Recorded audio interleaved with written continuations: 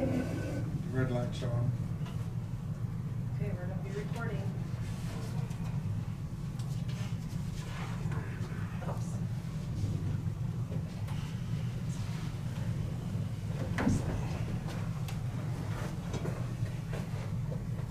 This conference will now be recorded. I pledge allegiance to the flag of the United States of America and to the republic for which it stands, one nation, under God, indivisible, with liberty and justice for all.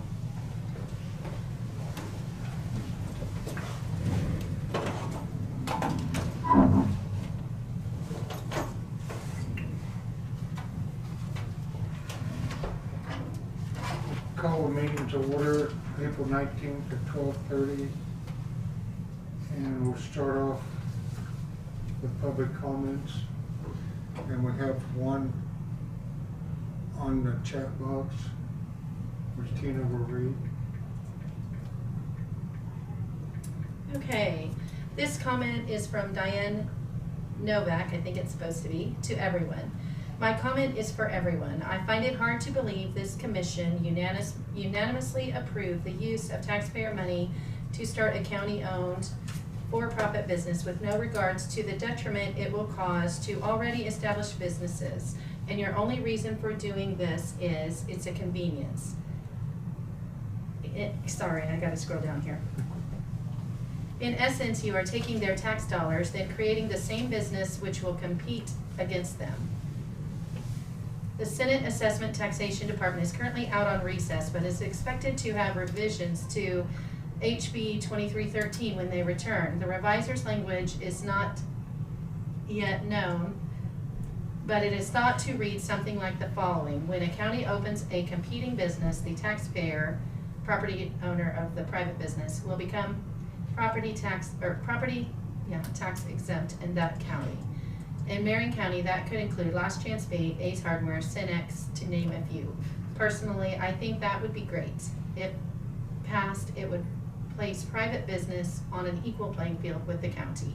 I will be watching. Okay, any other comments? Seeing none, we'll close the public comments. Go into the agenda.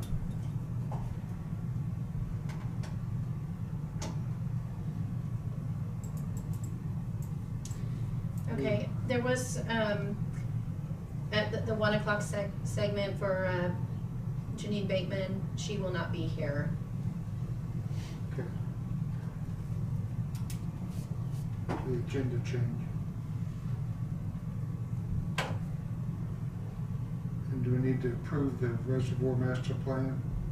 No, usually you just ask if there's any other changes to the agenda or if there's anything the board wants changed on the agenda. Do any commissioners want to add anything to the agenda?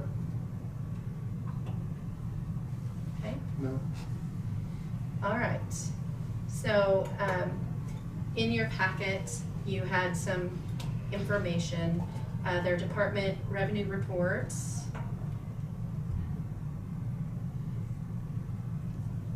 And then this is just informational. That's just the email of the that they sent out saying that they are going to be revising it and what the process is for public comment or for submitting comments on that. And they are actually on the agenda today to discuss. So there's nothing to be done here, just information for you. There's also information in your packet about an application for a tax abatement. And this is for Countryside Feed. So that's information for you. There is a hearing on that. It's April 27th. And then I've given you the statutes and the authorizing resolution for that.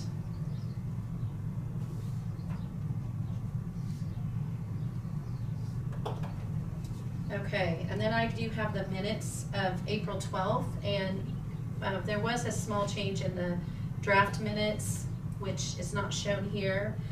Under Road and Bridge, the very first paragraph, it says, Goebel said that the Eagle Bridge Replacement Project and the Nighthawk and 330th intersection are both expected to come in higher than initially planned. And that should be Nighthawk / 330th project. And I have made that change on the official copy. So that doesn't have to be included in any motion, but that is how the minutes are written at this time. I'll make a motion to approve the April 12th minutes with the changes as noted. Second. Dave Mueller, second. And all those in favor say aye. Aye. Aye. 4-0. Okay. Minutes are approved. I'll bring this for your signature. Well, no, can you reach?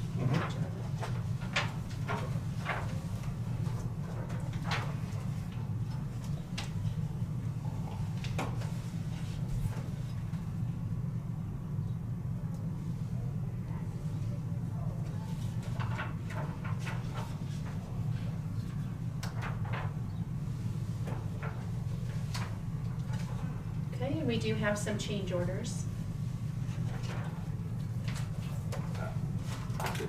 I'll start. If that works. Yeah. Okay.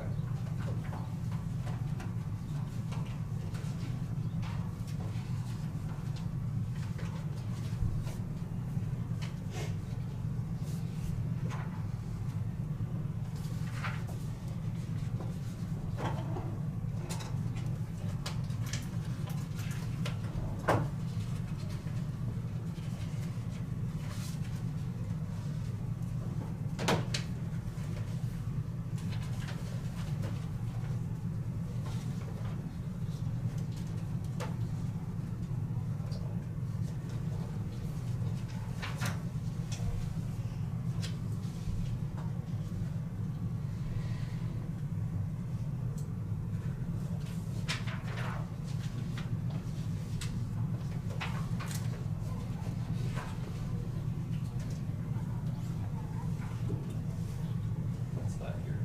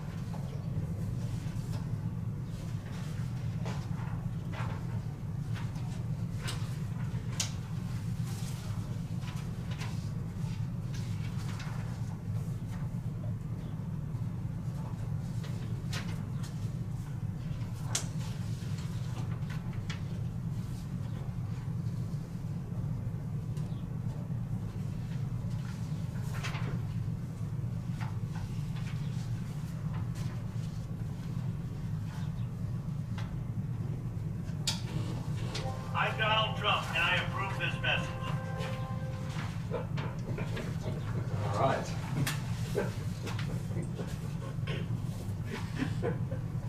Time out. Yeah, that broke some silence.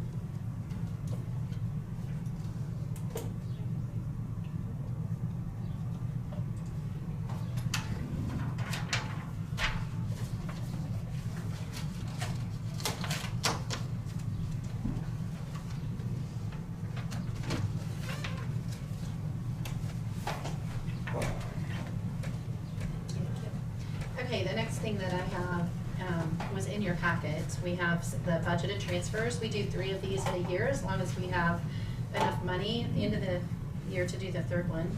But this is the first set of budgeted transfers. And so these are by motion and a vote. And the first one that was in your packet is, these are both from the general fund to the capital improvement fund.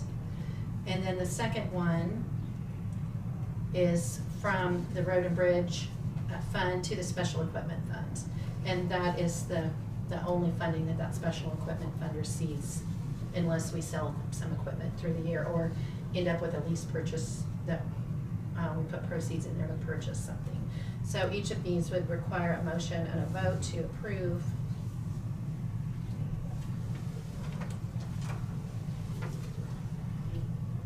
Here, if I go with it.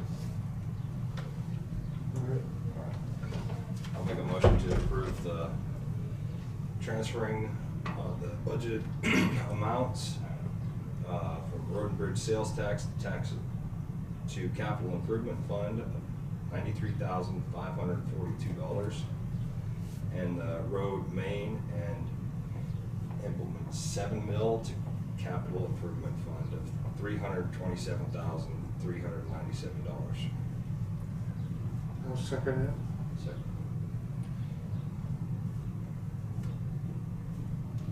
All those in favor? Aye.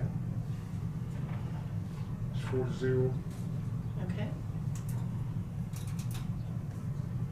I'd like to talk about the other one. Chairman? Okay. And that main and IMP stands for maintenance and improvement. We levy 7 mils in the general fund specifically to transfer to the capital improvement fund for projects. Make a motion to, We need to discuss that one. I want to you'll discuss it. discuss it first. Yeah. I'm not necessarily in favor of that transfer on the road and bridge special equipment. I think right now, we're down 7 or 8 employees. We've got equipment that's sitting around not being used. Lease purchases on high-dollar equipment are still very attractive. I think from what we've seen in the past, we've got more in contract, especially hauling going on. I think there's going to be more of that in the future. I feel like we need to leave that in general fund. We still don't know what we've never been able to get a handle on our rock budget yet. That's 2 or 3 years now. From what I've seen, I'm in favor of going to way more hard rock than what we've even had, because we've had enough time on these roads that we're hard rock to tell that they're holding up. The others just don't. So I think that we're wasting taxpayers' money by putting too much of the soft limestone on. And so in order to get that done, we're gonna have a whole lot more in contract hauling, if that's the wishes of the commission. But I'm gonna ask to hold up on that budgeted transfer, or at least I'm against it. It's up to the rest of the commission what they want to do on that. Could we table it until we have more information or discussion? I mean, Tina, is this something that has to be done today, or? No. I will just remind the board, though, that you have foregone transfers to the special equipment fund 2 years in a row now. So last year, we only did 1, I believe. We did Right. 2 of the 3, Right. because we wanted to make sure we had enough for rock, which we were able to do. And then the year before, I can't remember if you did any, or maybe you just did 1 that year. So, I just see with the direction that our road and bridge department's heading, I mean, if we have to replace a major piece of equipment, we're talking about over $500,000 anyway. And I just think it's a useful exercise to put those on lease purchases, because We can budget for those lease purchases. We know exactly what it's gonna cost every year. I'm sure the cost of a new piece of equipment's just going up so much % per year. So something that we budget $500,000 for, by the time we get it bought, it's probably gonna be $650. Do we make our payments on lease purchases out of this fund? Yes, we do. And what are our lease purchase amounts right now? I'm sure we've got a few Got graders, stacked up. trucks, I don't know what all.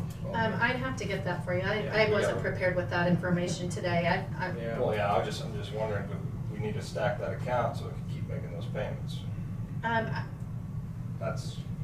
That's where I'm going with this. Is it possible to table that for a week, or does it Sure. need to be done now? Perhaps you'd like to table it until payday because you have a road and bridge equipment work session on that day. Yes. And so Yeah. perhaps you'd like to table it until the next meeting after that. Give you a chance to get the information together. Sure, I Also- can bring the budget and show you how it's all laid out. And we can go from there, so I'll just take that back. Since Randy's here. We'll pass it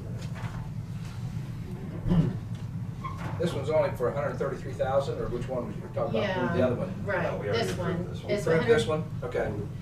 One other thing to keep in mind on these transfers, since you're transferring it from the Road and Bridge General Fund to the Special Equipment Fund, it's considered Road and Bridge General Fund money. You can always transfer it back if you need to, so, It's movable. it is. Movable within To that a department. degree, yeah, Yes. just within that Just within Road and specific Bridge. spectrum, yeah. So we did do this one. Good. Okay. I do have an FMLA approval for a qualified employee. I do not need an executive session, you are, I believe, all aware of this, so it just needs a motion and a vote to approve. I'll make a motion to approve the FMLA for the qualified employee. And I'll second. Have a motion by Jonah, second by me to have for motion for FMLE for qualified employee. All those in favor say aye. Aye. Aye. 5-0.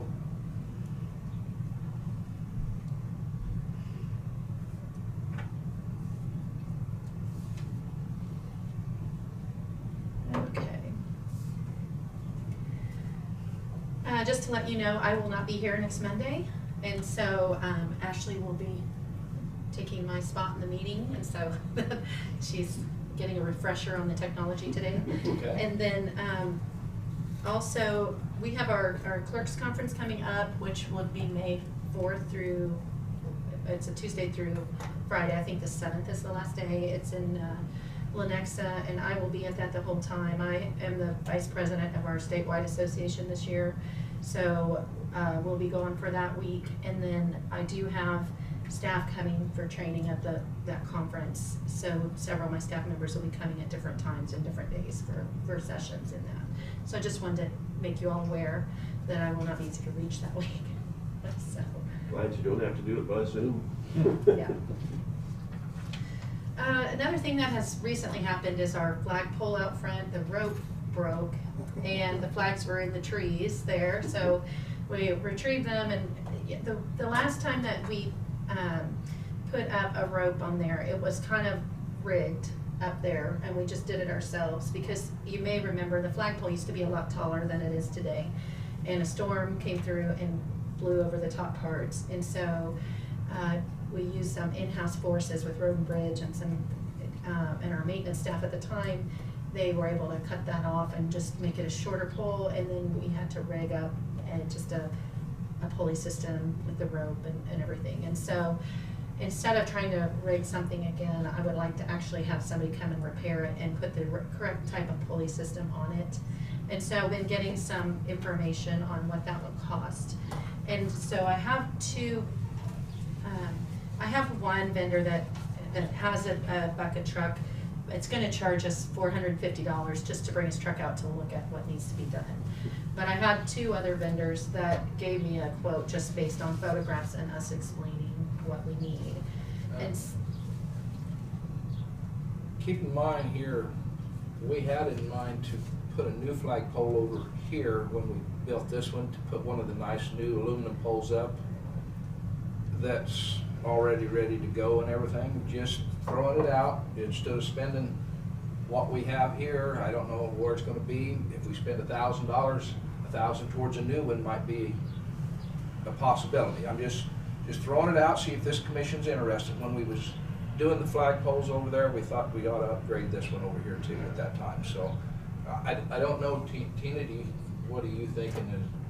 Well, can I share the information that I have? Yeah. And then, the one that wants to charge us just to come out and look at it suggested that a new pole might be around $3,000 Yes. plus Yes. installation. Yes. So Yes. maybe $3,000 to $4,500, Yeah, I would say. yeah.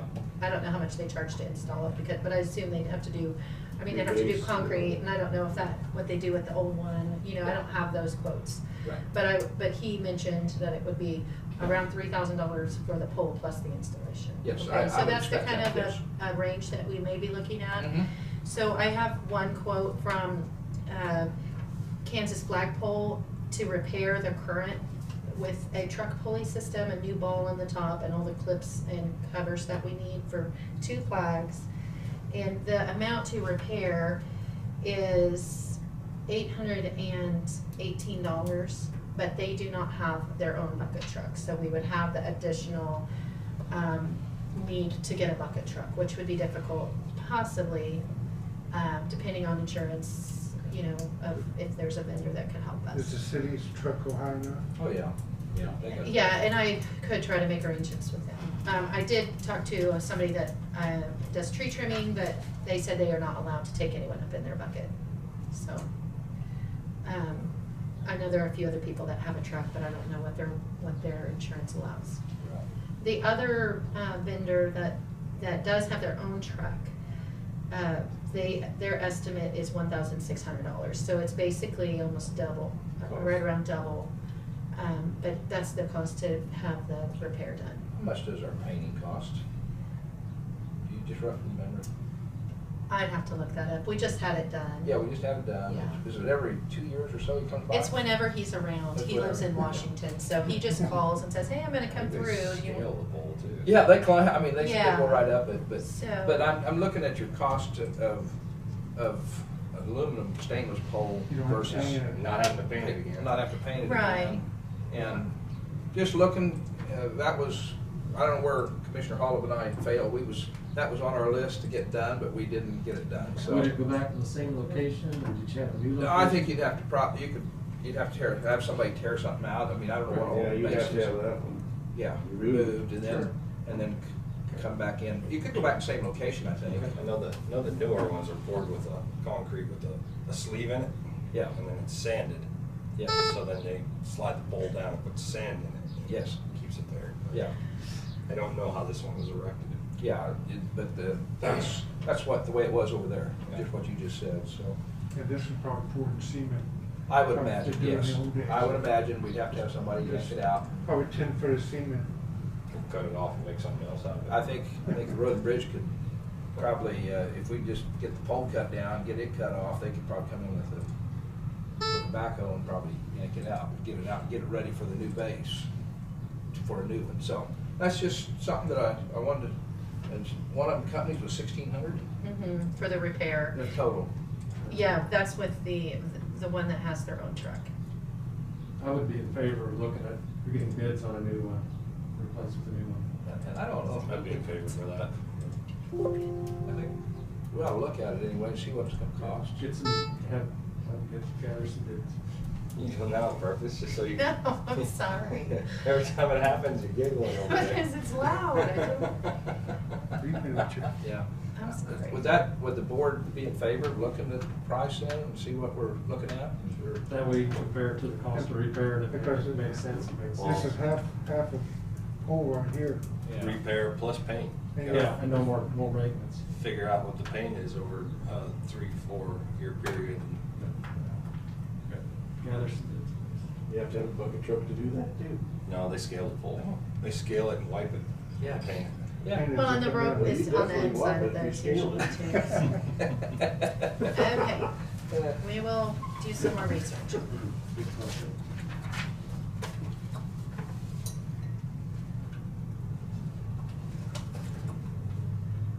I did give you some information on the table there about the capital improvement fund. You asked me about that last week.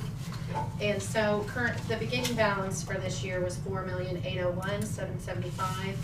We will do 3 transfers, at least if we have enough money, we will do 3 transfers, but the first one you did today. So the expected revenue is $1,262,818. So that would mean that we would have at the end of the year just over $6 million in the fund. But we only budgeted to spend $5,402,788 out of there. So if you did spend it all, which we almost never do, you would have to republish your budget, amend it, and republish your budget for that. So far out of that particular fund, you have approved a county share, which is probably about $1 million for that Nighthawk reconstruction under the KDOT cost share program. So that would leave approximately just over $5 million for other projects, since that was something that you were needing last week. Now, we do have some other projects that you have already approved, and so a lot of these, the funding source has not really been discussed, and I'm not sure exactly when all these projects are occurring, but so we have the off-system bridge replacement program project at 230th and Eagle, and that is an 80-20 share. That's the we have a specific line item in the road and bridge budget for that program, and the amount budgeted was $200,000. And this is one that Bryce mentioned is probably going to be more than what was expected, because the structure is going to be larger than we thought. Okay, if I'm right on that. Okay, and then we have the high-risk rural road project, which is the intersection improvement at 190th and Nighthawk. And the engineering and project cost on that has been presented was $87,350. And Bryce mentioned that that's probably going to be over budget also, and that is an undetermined funding source, I would assume, somewhere in the road and bridge budget. And then you have the federal DOT, which is run through KDOT, but it's the emergency culvert replacement on 290th and Nighthawk, and that is approximate county share is $30,000. And that one, no specific funding was listed, but I would think that would come out of the road and bridge regular budget. And then you have the local bridge improvement project for a bridge at Goldenrod and near 160th, 170th. Approximate cost for the county is $127,522, and no funding determined on that. So those are kind of the things that have been approved without really specifying which exact line items they're coming from. So Thank you, Tina, for putting that together. Now, some of these has not been okayed yet. We don't know whether the top one, we don't know whether that's coming back to us yet, do we? Has that been approved? Yeah, Yeah. that's your Nighthawk rebuild they're getting ready to do. Okay. There's another one he's applying for, which is the Indigo. Yeah. And that one, he's just submitted the grant application, so that's not on this list, and that would be for next year, I would hope. And that's the one, that's why we wanted to know what was left. 230th and Eagle was why I was asking, yes. Oh, yeah, so the very top one that's already listed in the, Yeah. you were asking about 230th Eagle, I'm Yeah. sorry. Yeah. You have approved all 4 of these with agreements. Okay, with agreements. I Okay. believe so. Okay. Okay. Okay. That's just information that you might need to We want to make consider. that transfer. Okay. That's all I have on it, administrative.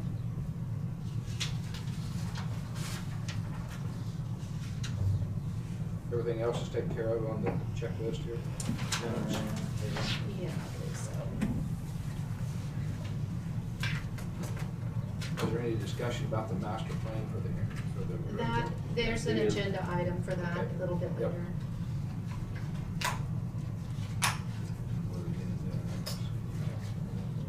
Yeah, everything else is Okay. complete. All right. Okay. So, health department then.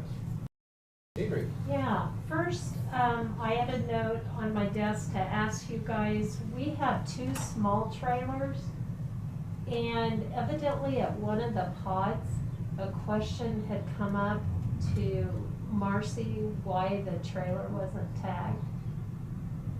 So I thought because of the size, it didn't have to be tagged, and that's true. So I guess she was just wondering if we need to tag all the small trailers or we don't tag any of them. Is it- Because I think it should be one or. It's 2,000 pounds, It's isn't it? 3,000 or less. So, That's what you haul, is 3,000 pounds. So I would say no. Yeah, it's, I mean, that's just kind of everybody goes by. It's less than 3,000 pounds, you don't tag. But it also, if somebody steals it, it's nice to have a tag on it. yeah, I don't know. You're not getting it back. Yeah, chances are we're not. Very true. I mean, that's just something to think about, since we do have several, you know, we don't want to tag one and then not the other. So, anyway, just a thought. As of 7:30 today, we were at 659 positive confirmed cases and 376 probable, 7 active and 0 hospitalizations. Our death vital statistic confirmed remains at 24. That Marion County is in the green. The 14-day positivity rate from 328 to 410 is 3.9%, which is 4 positives out of 103 total tests. For those of you that follow KDHE website, I don't know if you do, but if you do, you've probably noticed there's a change. And I get this data from the nursing home metrics. And there used to be, when you first go to KDHE resources, there used to be a tab that said nursing home metrics. Now you just have to go to the COVID-19 metrics. You click on that, and then you can either pick from school, absenteeism, or nursing home metrics. So you can go to there.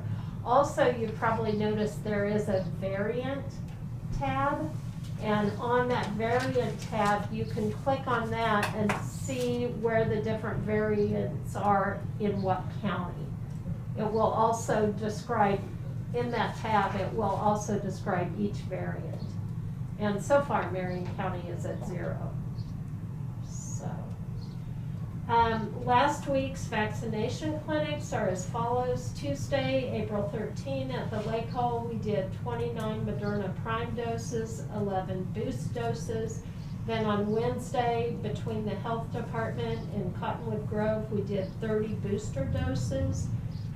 And Tuesday, which is tomorrow, we were scheduled to be at the Lake Hall. We had 100 slots available. However, as of Friday, there were only 3. So we did schedule, we're up to 21, so we're gonna do it at the health department. And the majority, obviously, as I mentioned before, are boost doses. So I feel like the request obviously is down for vaccines, and I talked to all the clinics and they're having a hard time filling, because as you know, we get Moderna, the clinics typically get what we get, so we pass it on to them. So you have to have 10 doses, use up 10 or you waste, and that's becoming hard to do. What we think we're gonna do is go to 1 day a week at the health department, do them, and just schedule them there. And hopefully what we're doing for this week actually is working with Hillsborough Clinic, because they needed to fill some slots. So if we have overage of an increment of 10, we'll send them, especially if they live in Hillsborough, we'll send them that way. We got notified last week that we can get Pfizer vaccine, and so they're recommending we reach out to the schools. Well, Charlotte, the nurse, she had already reached out to the schools, and we had got responses back from certain schools, said how many 16 to 18-year-olds would want it in their school. So that's what we're working on right now, once we get the numbers for all the districts. And also she did reach out to private schools, or the home schools, And once we get that number, we'll request that number of Pfizer doses. Now, again, we have to go in Pfizer works in increments of 6. But, you know, so far, we've only had to waste 1 dose. And I know Sedgwick County had to waste last week as well, because we just aren't finding the people. Now, I know, I mean, if you've been following cases in the county, they seem to be kind of going up a little, which I mean, I can't forecast, I don't have a crystal ball, but I'm kind of thinking we're gonna be on an upswing. Isn't that trend everywhere though, with what we're hearing? I mean, it Yeah. doesn't seem to be in the cities too, that they're having trouble? Yes, Michigan's yeah. going off the charts. Is that because there's certain people that will get the shot and now they're getting COVID? You mean that, We got a certain percent of people that are anti. right, and the people that we know about, most of them have not received the shot. Now, occasionally we get someone who received the shot, but yet it hasn't been there, they aren't 2 weeks out. So, like, they get the shot they get the shot and then they come down with COVID maybe a couple days after. And I do want to let everybody know that is not a result of the shot. That simply means they were probably exposed before they came in to get the shot. And what is the ages of the 7 active cases? It's kind of between, I would say, in 30s and low 40s. So it's the naysayers.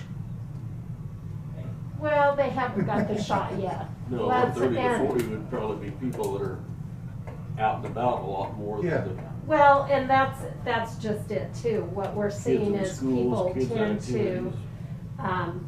you know, let their guard down and think maybe they just have sniffles or something, and then they go ahead and congregate, and then, Does anybody have a good feeling of what we have in our county of people that may want the shot, but yet they're working every day and can't get away? I mean, I don't know that that's a likely excuse. I'm just asking if that's what we feel. I mean, We get them at night. yeah, I understand that, David. we've done nights. We Weekends. have started to reach out, actually Jess reached out to who she contacts to for the senior centers, like when we go out for flu shots. And she, we're finding a few people that transportation might be an issue. But we try to accommodate people for, like, we're finding, actually, it's maybe the older crowd that didn't have a ride and they didn't want to ask. I mean, at the lake, Yeah. you know, just last week, we did 2 that a pastor from a church here in Marion picked up some people in Peabody and brought them down. And we had thought, our intentions were when we go around to these schools for the students, we'll include some of the people or even stop by if we know there's a shut-in or someone that is requesting the shot. So we've reached out to the churches. Actually, they reached out, we had 4 vaccines from last week that we had to get rid of, and we were able to, we called a business who, at first, a lot of them didn't want it, and so we got 3 from that business, and then one of the pastors had known of someone, so we got. You just said some businesses, have you reached out to them and asked if they, during their business hours, were they? We've done some of that, but I think maybe we'll try and reach out to some of those that initially didn't want it, because we are kind of finding that initially people didn't want it, and now they see that for whatever reason, maybe it's because then they don't have to quarantine, you know, if you've had your shot and it's Right. been 2 weeks, maybe they decided, well, it's easier to get a shot. I do know that we have someone who there are individuals who now have had COVID recently, I should say, and they are saying they will get the shot once they can. Okay. So I do want to let you know that we do have some Johnson & Johnson still. That was put on hold last week due to blood clots. And so until we get word from CDC, the FDA, they recommend putting it on hold, so KDHE didn't. So we will have that available once they unpause. Does it have an expiration date? Ours is June. I'm not sure what date in June, but it's kind of the middle of June. Okay. So, but people need to keep in mind that the percentage was very low. It was over 7.2 million people have received the shot, and 6. Less than 1 in a million. Yeah. Yeah, So there are many drugs out there that people are prescribed that have a greater risk than that. So, but this should show that, build the confidence that the FDA and the drug companies are, taking responsibility, and they want to investigate further. So they're making things as safe. So this should build some confidence that. Then would you say the bottom line, if anybody asks us to just contact the health department Right. and see what shots are available and stuff like that? Yes. Okay. Yeah. That would be the best. And if someone has gotten the Johnson & Johnson and it's been within the last 2 weeks, they need to contact their physician if they experience any headaches, abdominal pain, leg pain, or shortness of breath. Okay. Any other questions, Commission? As far as, is there any indication that they're gonna get away from that 7 or 14-day rolling average? Because it just doesn't seem to make much sense, because we had, 2 active last week, and we were in the yellow, and then we got 7 active, and we're in the green. Right, and it's very hard to quantify something like that because it, I just know it's a lot of test kits being used that right, don't make a lot of sense. And people aren't getting tested, so then if you have a positive and you don't have that many tests. So I'm hoping that CMS will eventually get away from that and more go by what's happening in the county, much like they do TB, If you have TB, active TB in the county, you do things different in the hospital, the nursing home than you do. So I'm hoping that they'll someday go to that. And the other thing is do we have a pretty accurate count as far as how many total vaccinations? I mean, is there anything pulling it together, like, what you guys have administered, but the pharmacy, do they report to you or tell you how many they've done? I brought that up I think it was 2 weeks ago. I said how many they had vaccinated. They typically get their vaccine through the National Pharmacy Program, and so they don't report to us. St. Luke, we can probably get those numbers. That we could get the numbers how many were vaccinated, but that doesn't necessarily mean they live in our county. That's the problem. And we have had, like, center schools went to Harrington, and much of Marion schools went to Harrington. Okay. And like Hillsborough, a good portion of their schools went to custom pharmacy because the pharmacies were available. So we've been having phone calls for Pfizer vaccine, and we've had to tell them to go, because they've got their first dose of Pfizer. So it's really hard. We could get a number how many were vaccinated, but just wonder if that would help with the understanding as far as maybe there's so many that have been vaccinated, that's the reason why you can't fill the spots. There's probably some that don't want it. Yeah. But there might be a lot more out there that are vaccinated that there's no reason for them to need the vaccination. So I think a lot of people that really wanted the vaccine have gotten the vaccine. Honestly, that's my feeling. There are some out there that may not, have realized, because we're seeing the, the above 65 population come in at some of our clinics, and we're thinking, how did we miss them? But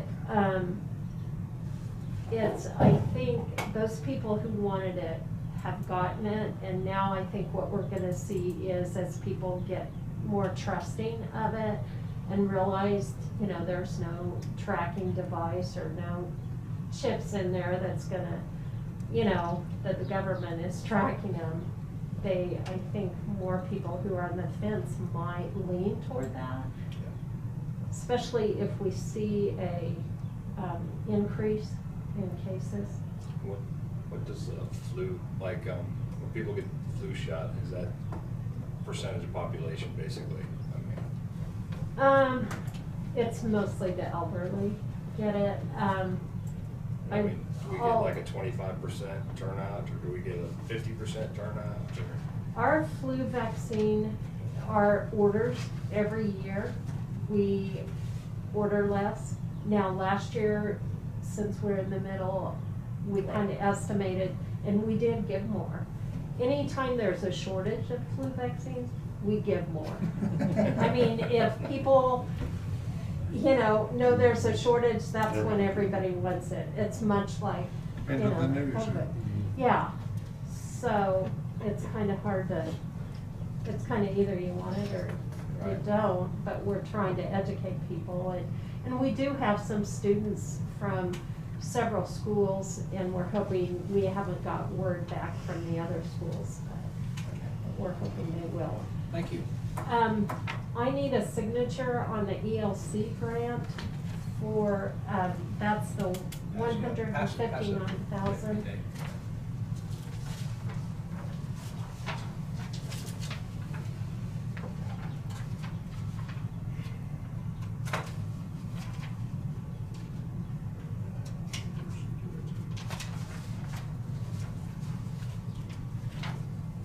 Health Department, this is a standard one we do every year. No, No, this is a it's COVID. new one, this is COVID. Because of COVID, it is, for salaries, it pays for our mass vaccination app, anything to do with COVID, basically. Do we need a new motion then? You've already We already actually approved it. signed, or I told you about it when you signed for all the others, the local aid to locals. Okay. However, they need another signature because technically, that one, we do all this electronically, and that one, they didn't have it, so it was included into what you signed. I can't have a copy, good copy.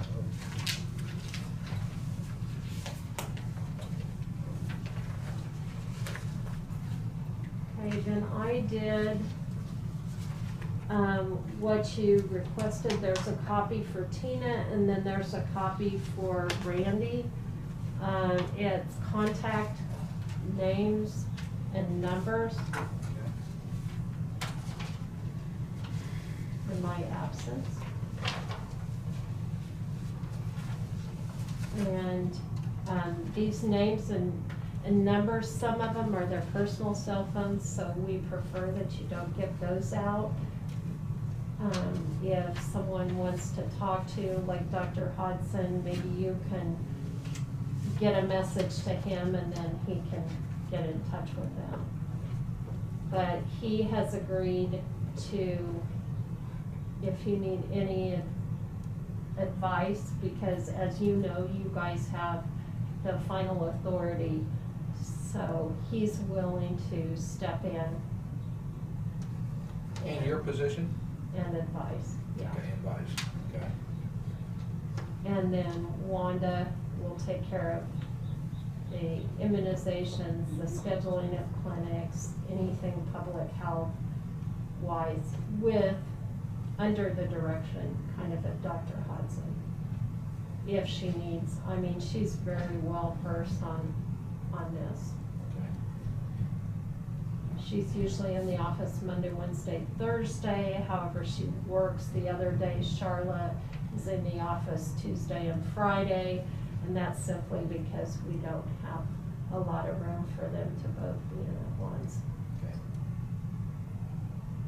And Jess will take over the office functions, the kind of supervising Mary and Lori, and then also, I don't know if someone will need to sign at the end of this month, sign payroll or vouchers. If they do, I just went over all of the vouchers. She always does before she sends them up. I sign them. So that's something Tina and Ashley will have to let me know, and if that needs to be done, Jess can do that. Is there anything that we need to get stable, just knocked down to a point, that no point of contact or anything like that for any decision? It would be one to probably start with. I put on your second page, there's kind of a Yeah. chart. It depends kind of what it is. If it's anything to do with WIC, it needs to go through Sherry. Okay. Tina, what are your thoughts? I think, wouldn't it be best just call Wanda and then let her decide to go to Hudson or somebody else? I think you could call Wanda and go.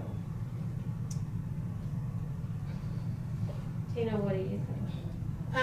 Well, I thought we were gonna discuss a few of these things in specific, employee performance type of things in an executive, and then come out and take any action.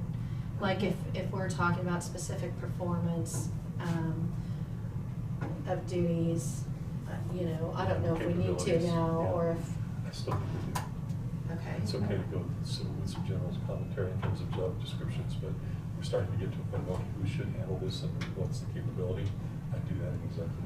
And then obviously any action that you take would be done in open session, but some of it may get a little bit over into that other. Okay. Specificity, yeah. Okay, and then 10 minutes executive session for personnel performance. Is that okay with you? That's fine with Okay. me. Make a motion to go into executive session for personnel performance, or to discuss personnel performance pursuant to KSA 75-4319B for personnel matters of non-elected personnel with the board, Brad and Deidre, be from 12:27 to 1:27 to 1:37. That's my motion. Do I hear a second? Second. Second by Jonah. All those in favor, say aye. Aye. 5-0.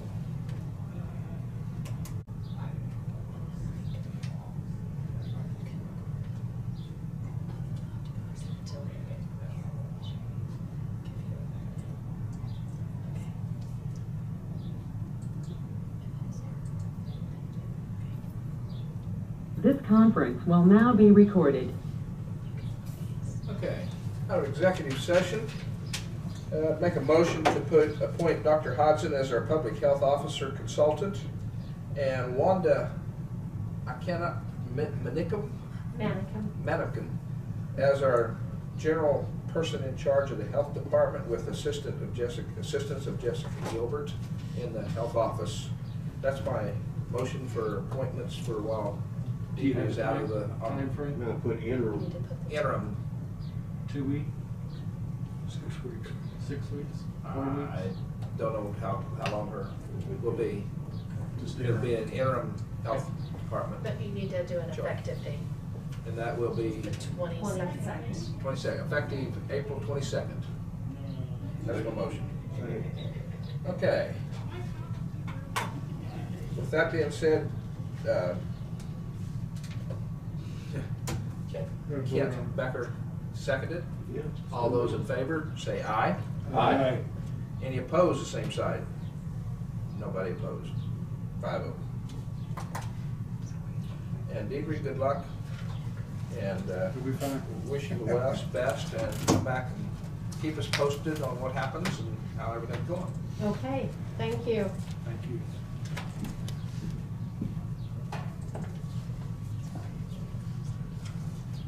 All righty, Isaac.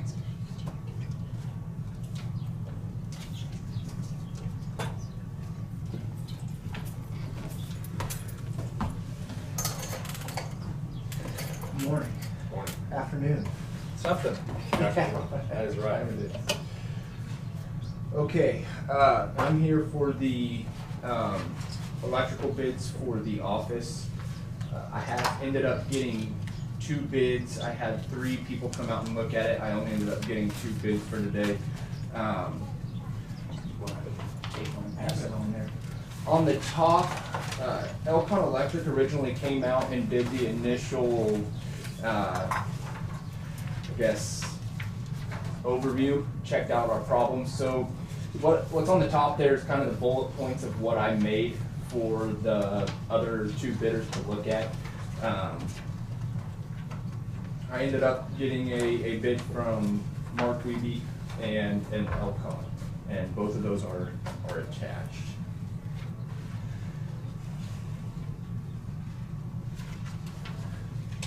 And both of them does everything that's in your bullet points. Yeah, they're on the second, well, I think it's the first one, the one from Mark, there wasn't anything in his description on the panel for the breaker, and I called to confirm with him that he looked at that, and he said, yeah, he just left it out of he forgot to write it up on the thing, but the bid remains the same. So that was my only one question that I had. Was just on his bid. He didn't have anything for the breaker box, but he said that was included. He just left it out on the writing.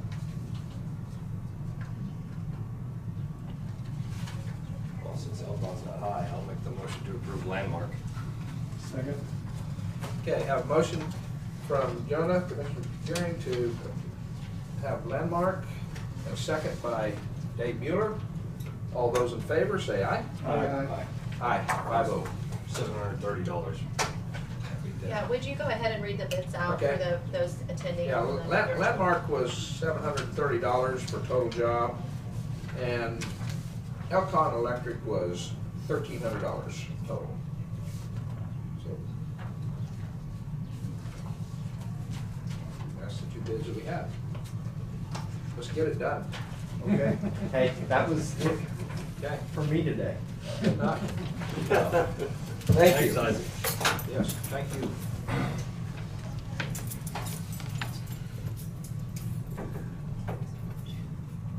Carl Miller, are you online today? I think I saw Sorry about the hall. Nikki out in the hall. Nikki. Was a little bit ago. Nikki was on.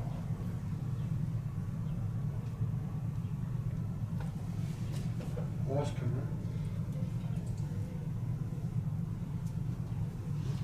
huh? Anybody there?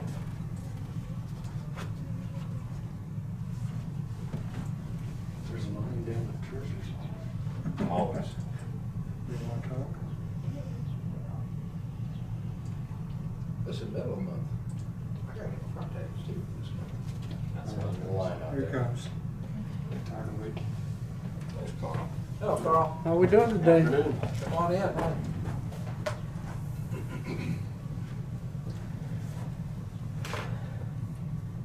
How we doing? Good. Good. It's your floor. Oh, okay, You're bringing us some news. okay. I'm gonna adjust this a little bit, because it's, Well, yeah. There we go, that might be better.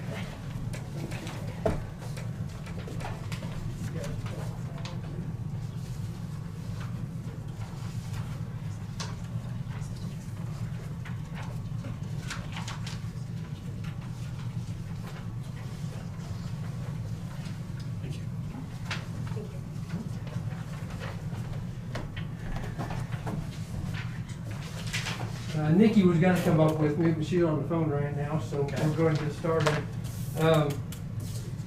The first thing I wanted to get you up to date on is the, on the front page here. That's the compliance data and so forth, gives you the deadlines, and we've kind of kept you up on this since the get-go. And so we're still doing good on the compliance information and everything to the state, so we're happy with that. First thing I want to let you know is we've completed, when we mailed out our valuation notices for 2021 real estate, we completed the spring hearing process. We had 43 hearings, way low compared to past years from Brian and Nikki. So those have all been completed, and all the property owners have received their recommendation. So that part is done for the real estate. So now what we're doing is we're getting started on the personal property and the oil and gas. Those valuations will be mailed out April 30th. They'll be going out for the oil and gas and personal property. And then they actually have till May 15th to appeal. That's their deadline. So kind of what we're thinking right now, Tina, is the week of, we can narrow it down a little better later, but the week of May 10th through the 14th, we're trying to certify the real estate. And then the week after the deadline, is when we're certifying the personal property and oil and gas. If that works. Yep, that's great. Okay. Okay, so that's kind of where we're at on the certification part then. And then as soon as that gets done, then we're kind of sit and wait for Tina to kind of give us things come across okay. And then we're going to jump into 2022. So this is when we get started. So, What's the deadlines for personal property? For hearings? I mean, May 15th. May 15th? Yes, sir. Real estate is a little different. They have 30 days from when we mail out the valuation notices. Okay. Personal property is a set date, May 15th. And then we have to certify to the county clerk now by June 1st. It used to be June 15th, wasn't it? Yeah, they've changed all the timelines, and the earlier the better. Yeah. And that's true. That's nice for us too. Actually, that's pretty good. So I got to get you up to date where we're at on our calendar anyway.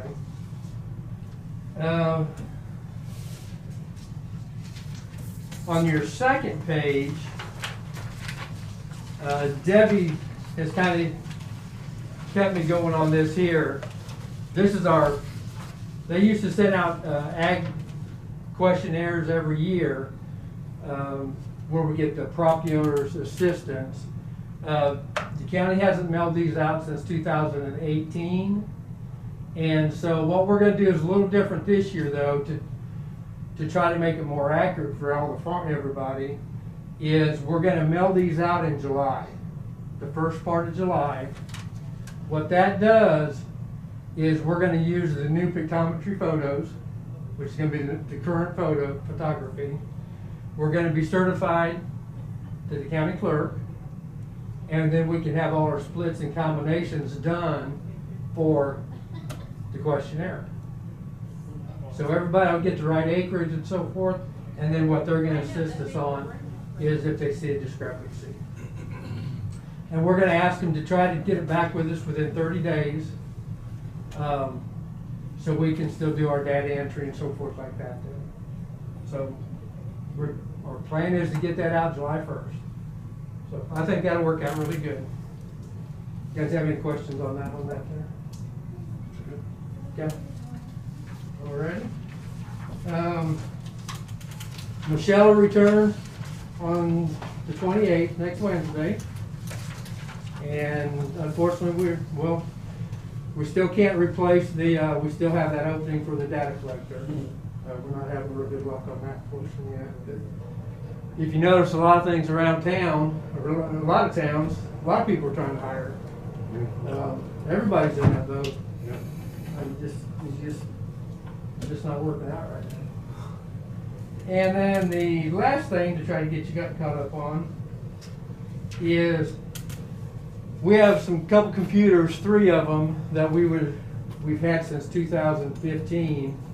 We would like to ask you guys if that's all right, if we can get some quotes from Lloyd on 3 computers, or like Nikki said, maybe 3 laptops and then a monitor.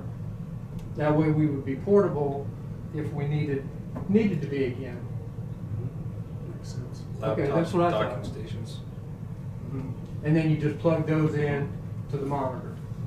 Or if you need to go home and work, then you just take it with you. Makes sense. I thought that made a lot of sense. So we would like to pursue that if at all possible. You got it in your budget? Yes, sir. Okay. Yes, sir. Any Nikki's. problems with any of the commission? Nope. Good idea. I wish him luck finding them. Maybe that's where we need to start now. Yes. So- A couple weeks out. Okay, and we'll be all right then, so. Then we'll come up later and fill you guys in on where we're gonna do our 17% reinspection, and we'll do that in another month, come up and let you know. Where are you headed this time? Hillsborough Hillsborough for sure. I don't know the townships. and a couple townships, but all Hillsborough. And what we talked about doing, I don't know if I told you guys, we're gonna try to get on Hillsborough agenda for the city and let them know at the city that we're gonna be there and wearing our badges and so forth, you know. So sometimes in some counties, they've had problems with people following them. They just say, well, we're with the county.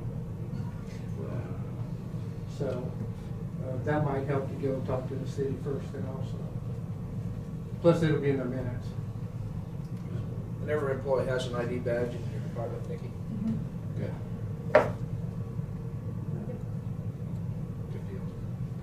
Do you guys have any, that kind of that's a lot of information quickly, but I need That's all right. you know, on a schedule there, so. We went over everything, Nikki. Do you have any, did you come up with anything? Okay, do you guys have any questions for us? Sounds good. No, I just missed my hearing this year. I didn't turn it in, so I'll wait till next year. Yeah. Okay. That's what you was asking, huh? Yeah. Okay. Thank you very much for your time. Thank you.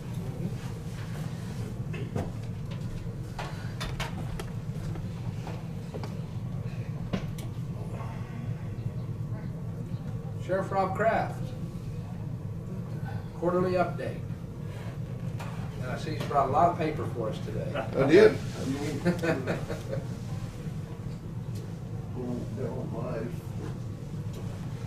Okay, I don't really have a whole lot. Lake's gonna start up again here 1st of May. Lake Patrol annual contract, so that's in the works, in the plan, so that'll be taken care of. Other than that, I did talk with Jim about a jailer. We've talked to a couple of commissioners, and we're trying to figure out some way to do something, because I got jailers working way too many hours. So we're trying to find a solution to that and see what we can do with that. Transport's just killing us. Jailers injured, gone. I just gotta cover something, so. You have a jailer, you have somebody off on due to an injury? Yeah. Just through shared leave through you guys. Yeah, so we're just trying to figure out a way to keep that operational without killing everybody with 200 or 300 hours, and 200 pretty easy on both of them. So. Other than that, pretty slim this time. Crime's down, huh? No. No. Job security. I wish that was Just the more case. efficient at it. I wish that was the case. We're still running them in through. I don't know the exact count today, but it's been up around 14, 15 pretty regular. Sometimes we get down to 6 or 8, and another day we get up to 20. It just kind of fluctuates drastically. Transporting, how much we've been doing of that? If you consider Larned and Osawatomie, You know, I made 2 trips to Osawatomie back to back, 3 trips to Larned, you know, within a week, 5 days of each. You know, one out, then one out to pick them up, bring them back, and another one out to take them back. The same individual, you know, all within a week's time. So, you know, those are extended trips, you know, for time to go to Osawatomie, Larned, for all of that. That's just a lot of time. Is that evaluation going on? Is that what that, when you do? No, they're evaluated here. They get evaluated here. They get deemed to need to go to Osawatomie or Larned, depending on where their home of record is. And then once they've been deemed to need to go, then it's on our place to take them. They take them out for a few days or whatever it takes to get them deemed safe to come back or eligible to come back. They come back, and if that happens again in the jail, that deems that they get reevaluated and retransported to wherever they're from or wherever they're going to again. Happens. Sort of contractual options for that sort of thing? Yeah, we can contract with the transport company to transport them, as you mean, or for evaluation? For transport. Yeah, we can hire a contract, but that's astronomical. It's more than we can do it at even overtime and at our cost. Sometimes we have to do it because I don't have the manpower that I can send somebody that Larned or Osawatomie. On those occasions we have contracted, but normally we found a way with the manpower that we've got to get it done. But there again, yeah, somebody's looking at, you know, 200 some hours in pay period. Get what we're being done. Rob, what kind of workload does the detective got? I mean, is it enough for 2 detectives or? Well, I kind of have one official and one unofficial right now that are doing I've got one official that's got several cases going. Does a lot of child cases, underage sexual assault or batteries or anything like that. And he's very good at working with kids, so I've got him do a lot of that. Seems like it takes so long to develop the case or to get to the point where you can actually execute on these people. Yeah, the legwork and man hours involved in a case like that are, you know, extremely high, just because you've got to have everything in place. And, you know, if you're going to charge some individual something, you need to make sure that you've got credible evidence to support that charge. Because you don't want to unjustly accuse somebody, so you've got to, you know, go through and rule out all the possibilities or all the probabilities and get down to the nuts and bolts of exactly what occurred when and without the drama or the unable to confirm. Yeah, it's a lot of legwork on these guys. Yeah, I mean, that's just a perception that the public has that, you know, why does it take so long to get these people off the street? And, you know, maybe we don't communicate that well enough. I don't know. I mean, it's not like CSI where I can, you know, do DNA and fingerprints in an hour. We don't have that laboratory available. KBI doesn't have that. You know, if I send something to KBI for DNA analysis, it's going to take several weeks before I get a result back from that. Now, if it's a you know, horrific crime against persons, you know, maybe they'll get a little sooner, but just on average, it's going to take several weeks. If you send it through, it takes several weeks to get a blood draw analyzed, or drugs, narcotics that we send in take several weeks, and even a month. You know, it's just they've got. I mean, they're handling all that stuff for the whole state.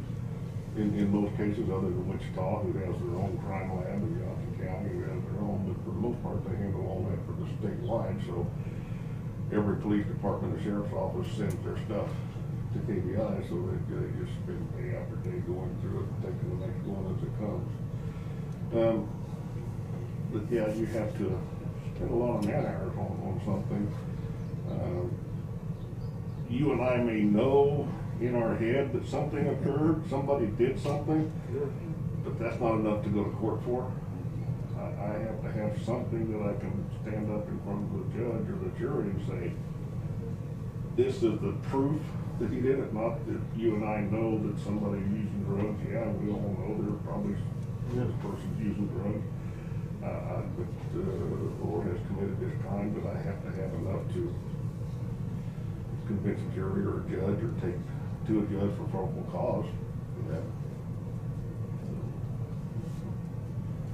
Well, what we see with police departments around this country, we certainly want to be in support of ours.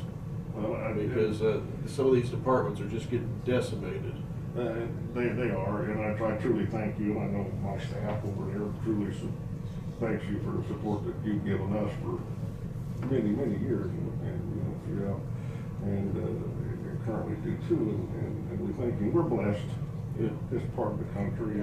We just don't want to see department morale go down, because that's killing the police force in the whole United States right now. Yeah, well, sometimes the frustration is there, but it's just, it's not so much on the local level, it's just at the national level of things that happen. Yeah, they see that stuff just like we do. Yeah, and sometimes we get frustrated with, that you seem to get past the same person in and out of jail, half a dozen times in 6 month period. That's what I was gonna say. The frustrations I hear about are not with you guys. I think everybody's happy that you're around. It's just more of them getting back and repeating, and that's the way our system is designed, I guess. Certain crimes have to meet a certain level before they're, so we arrest them on these crimes, and they just, cycle through. We might have them for a week, we might have them for a few days or a few hours, and then at some point they make bail, which is standard practice that we in this country allow bail for most criminal charges, and so they're back out, and they oftentimes fail to show up for court, so we get the warrant, and then we do the process over and over, and it's our legal system, and it's a pretty good system. It's sometimes frustrating, but the part beyond my area, they have their rules to follow and procedures, and we all do. But yeah, sometimes it's frustrating for us that we deal with the same person multiple times in a short amount of time. But we figure, we're going to do our end of it, and once we've done our end and done what we can, the next step is beyond our control, so we comply and go back after it. I'd like to thank you for doing what you can do through all the frustration. Thank you, and I very much appreciate it. I know the staff does over there, and the support that you show us. Rob, you was talking about time frame, and I know of a case that's been in Marion County, but not under your jurisdiction. It's been under a city's jurisdiction, and of a sexual assault type deal. And the time frame seems to be, on that one, seems to be 6 and 8 months is going that long. Pretty quick. That's pretty quick. Well, and that's what I would like the public to understand, is that it's not a 6 or an 8 week deal once something happens. No. It is a drawn out affair that the officer has to do their due diligence, and then to get results. Maybe if they ask for tests, and that takes time for doctor's tests and things. Yes, oftentimes, we get those, we have to do what they call a SANE start, which is, an evaluation and a medical exam of the individual. And there are several things that the officer will go through, build his case to the point, and then once he gets to that point, it will be given to the county attorney. County attorney will review it and determine whether there's enough in the packet at that point to proceed, or decide whether, I'd sure like to have a little bit more, so depending on how that goes, as to which way it goes. if it gets filed with the county attorney and he accepts it and sends it on up to the court, that individual will be given, it can be a couple different ways. A warrant can be issued, or the individual can be subpoenaed. And at that point, whenever that individual is originally either picked up on a warrant or subpoenaed for court, that doesn't mean the court's gonna happen that day. That means that's kind of, arraignment to stand up and say yes or no, and that time they'll get their attorney, and then this process from there on may take a year or longer to get through the court system once it gets to the county attorney. Yeah, and that's what I was mainly trying to drive the point is people expect it to happen. We see it too fast on TV, as you referred to. Yes. And it's all in a 1 hour show or 2 hour show, and then it don't happen that fast. It doesn't happen like that. Sometimes I wish it did. Oh yeah, we all do. It would be much nicer, but Right. but no, the process. Once it gets to the county attorney, at that point on, it's strictly out of law enforcement's hands, and it's strictly between the county attorneys and the defense attorney and the judges and everybody to make sure that everything gets handled properly, and they all have a say to some degree as to how fast this moves forward. Does anybody else have any direct questions for Rob today? If there's ever anything we can do to help with the mental health issues that come up, let us know. And I've spoken to a couple of you on that. That's our biggest issue in the state as far as law enforcement is concerned, is the mental health crisis, because with all of these state ran mental health facilities, a lot of them closed, so it limits the number of beds available. So therefore that puts the burden and the responsibility on the local jails. We have to house and deal with persons that maybe shouldn't really be in jail because of a mental health crisis, but we have to put them there because I can't leave them on the street because they do just enough to get put into jail. Therefore, that makes the jail one of the bigger mental health facilities in the state right now.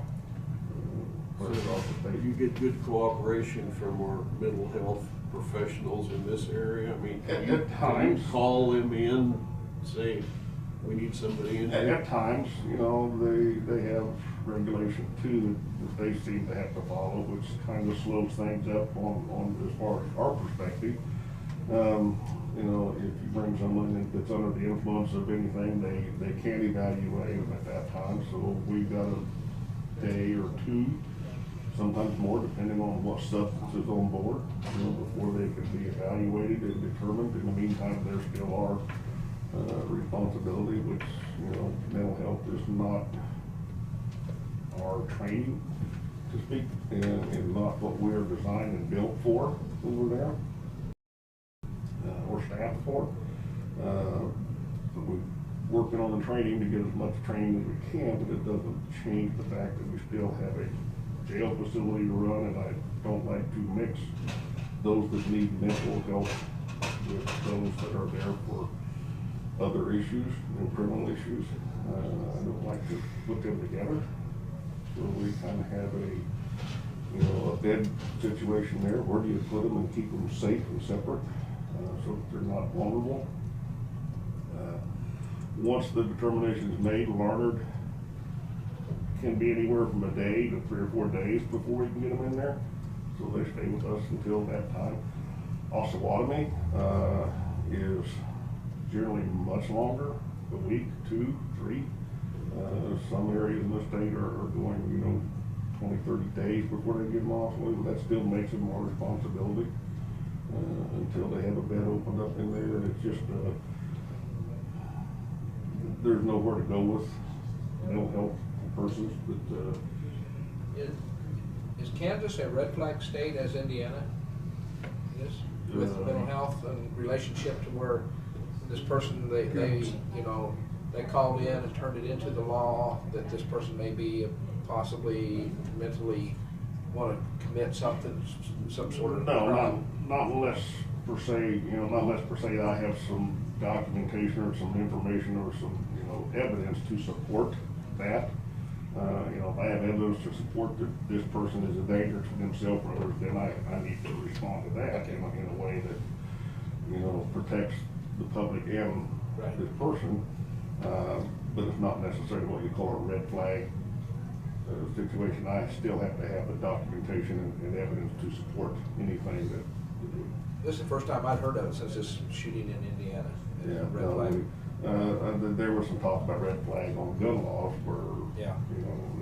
we don't, that's not here, and given here in Kansas, you have to have evidence to support any claim of, wrongdoing or, intent. We also have the challenge that Rob runs into all the time, I know they do because I get to hear about it all the time, that these folks are unbalanced in some way because it may perhaps be a medication issue.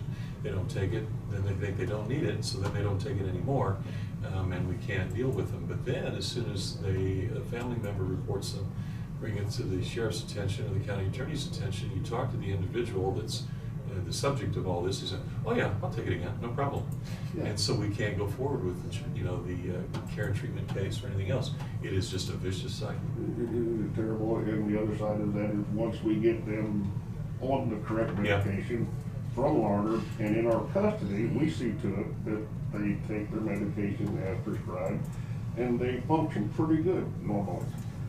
Once they leave our doors, all bets are off, and the likelihood of continuation for that same medication is pretty slim. So therefore, in a short amount of time, we reintroduce ourselves in one manner or another, and to these individuals, and it just cycles back and forth through there. And again, there's limited ability at this point to deal with them other than the way we would do it. Some of these are functioning. Most of them are drug-induced that have deteriorated their thought process to the point that, most of them that I see anyway that come through our facility have been brought about by years of repeated, not all, but a lot of them. With the flood of immigrants that our new administration has allowed to come into this country, have we ever seen fentanyl in this county? Yes. And that's one, I don't know everything, but it sounds like it's the most addictive drug that's ever been introduced to anyone. Fentanyl is a drug. I don't know much about how it's made or anything like that, but it is extremely dangerous. Just a little minuscule amount on your fingers can be absorbed. It's absorbed through the skin. It can be ingested. It can be inhaled. It can get into your eyes through there. It is a very fine powdered dust. It's used to cut methamphetamines or other narcotics because it provides a high and a much less cost than the original product. So they cut it with fentanyl, which is something that is extremely dangerous to the public and the officer, because you can die from just a minuscule amount being absorbed through your skin. That's why we all have been carrying the Narcan, which is an immediate antidote for fentanyl that the officers can either administer to themselves or to their partner. We don't want to get into the EMS side where we start administering medication to patients out there, but in a life or death situation, we probably could. But we just have to be careful. We are not EMTs and don't want to take that role on or have it included. But fentanyl is extremely scary. I won't quote any of the figures I've seen, which they perceive as coming across the border on a daily basis. But, we're not that far away. No, and the main corridor is I-35. It is a prime corridor for narcotics coming north from the south. It goes up to I-70, I-80, and just disappears, and it's not like three branches, but our primary corridor is just 135. And so we're not that far off of it, and most of what we see here has come from that direction. Yeah, it's chilling, you hear some of that stuff. It is chilling, and it's, I don't I don't get the use of it and why someone would want to, but it does, and it happens when. Any other questions? Thank you, Rob. Thanks for your time. Yes, thank you for that. Thank you. Thank you. Don't be scared to call if you need something. Thank you.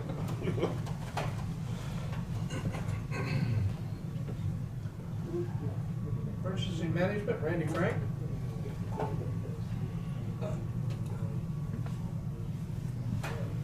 Quarterly update.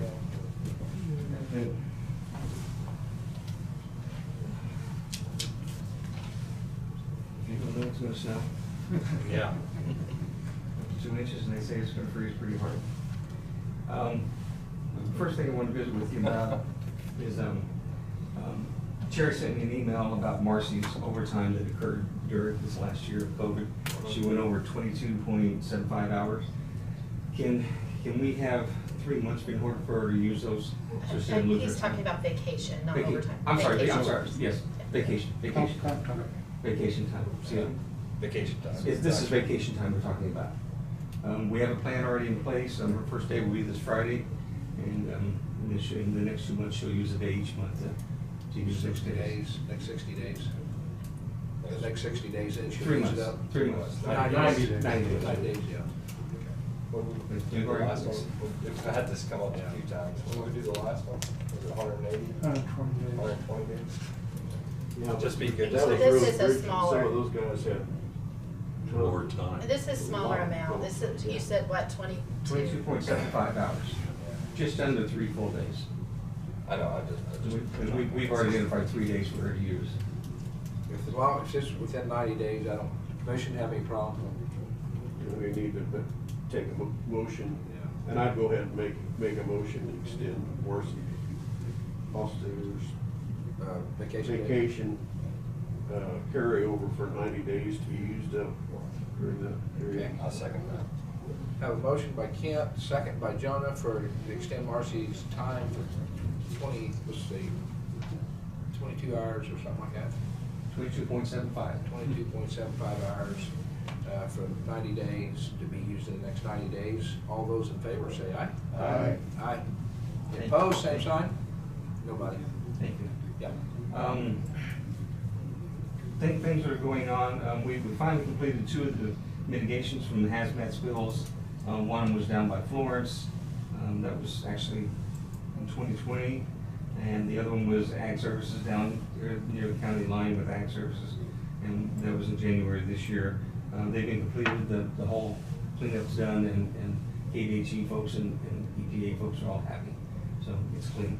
The one that happened down by Highway 50 had potential of being bad because it had numerous different hazmats that mixed together when it was a box truck, when it collided, and when they mixed together, they became a bad hazmat, more than normal, and we were able to stop it before it went under the road and into the river. So that had potential of being really bad. But it's all cleaned up now. It's taken a little bit of time to get it done. Let's see.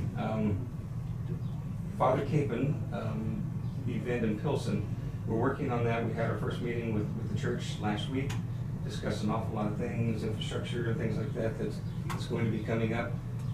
Nobody knows for sure when it's going to happen. Of course, I don't know how the whole process works. I'm trying to learn how it works. But some are saying between 1 to 2 years things could happen, and according to the local priest, he says that when they reach a certain level, it's a level before they become a saint, then there's a big celebration that happens, and that'll be in Pilsen.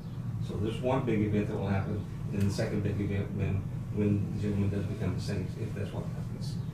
So we're working with that, working out the logistics of everything that would have to happen, road issues, emergency services, the food issues, security issues.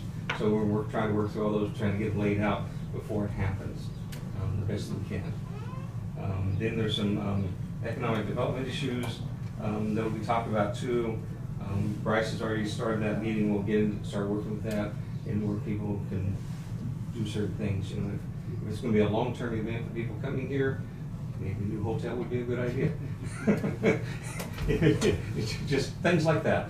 Maybe something besides a taco and a burrito wagon or Wendy's wagons, but something that there's going to be some potential. So we'll discuss those issues as well. At what point do you, because right now you hear it's always, it's gonna be down in Wichita for X amount of time, and at what point do you perceive, like you said, a year or two, maybe? Right now, For sainthood? the remain, probably about 2 years, the remains right now are still on the East Coast. They won't make it here until November. And they're put in the diocese, and the reason for putting them in the diocese is because it's for security reasons, until they have a secure place for the remains to be. According to Father Capen's will, it very clearly says he'll be buried next to Mom and Dad, which is in the Hillside Cemetery. So I'm sure they'll have to honor that, which means they'll have to figure out a way to keep it secure. That's a church issue. That's not our issue. That's on the property, so it's not our issue.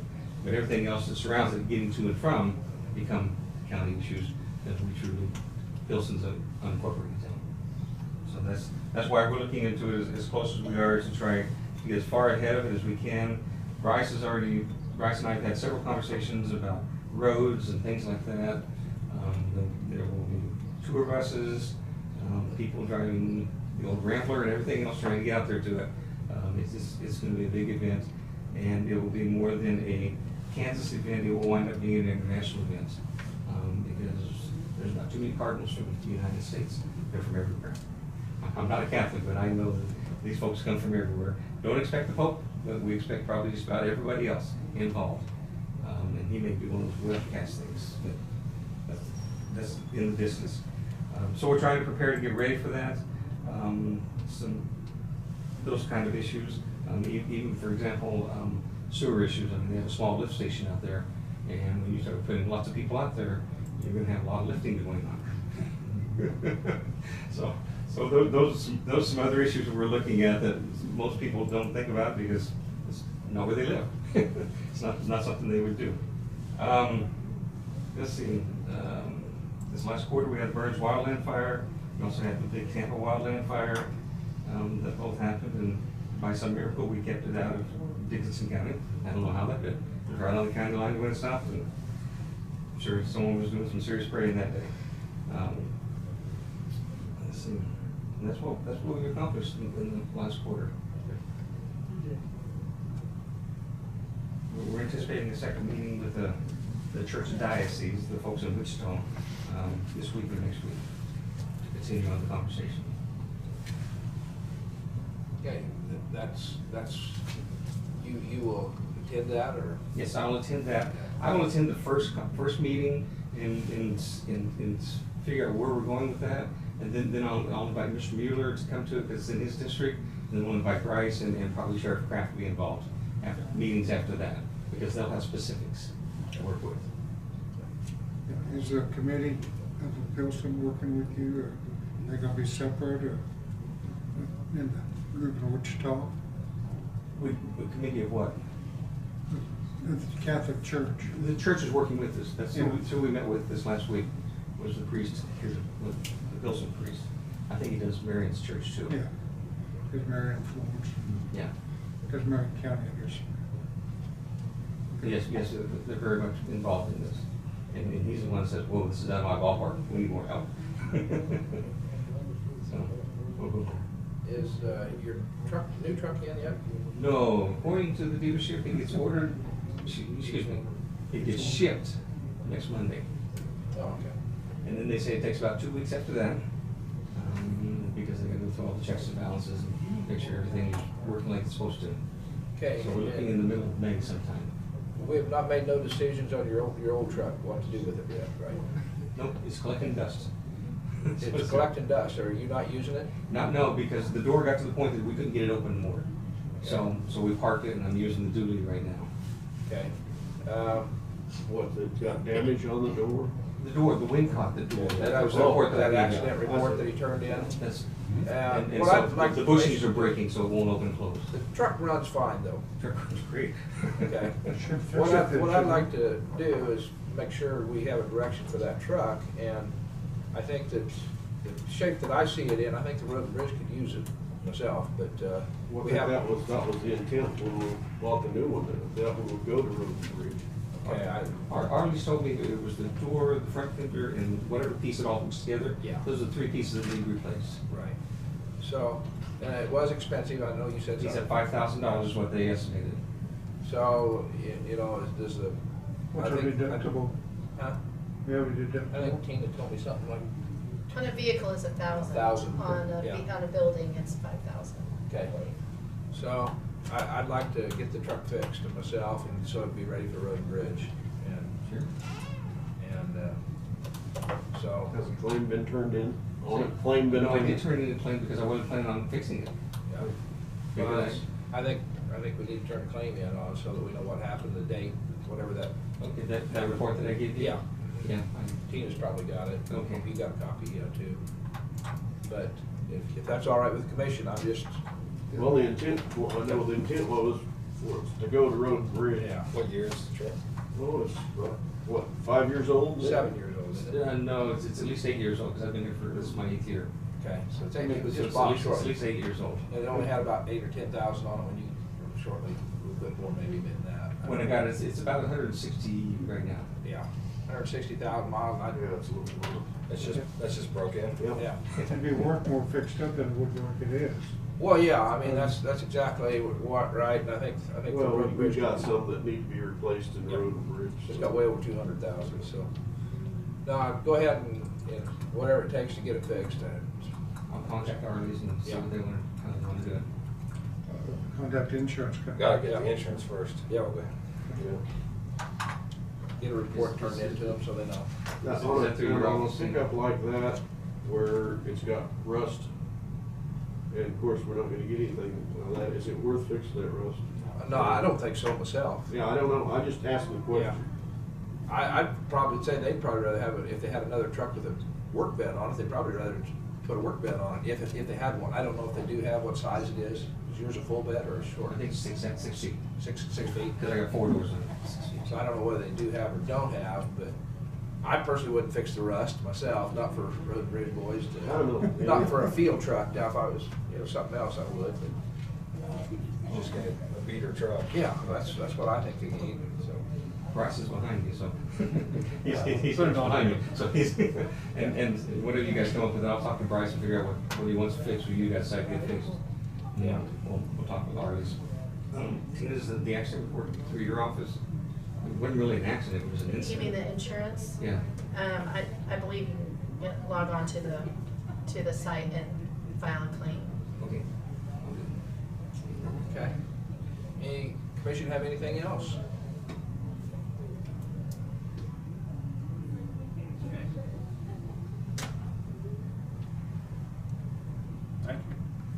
Nothing? Thank you, Randy. I couldn't hear it. Yeah. Quiet. Thank you. Yep.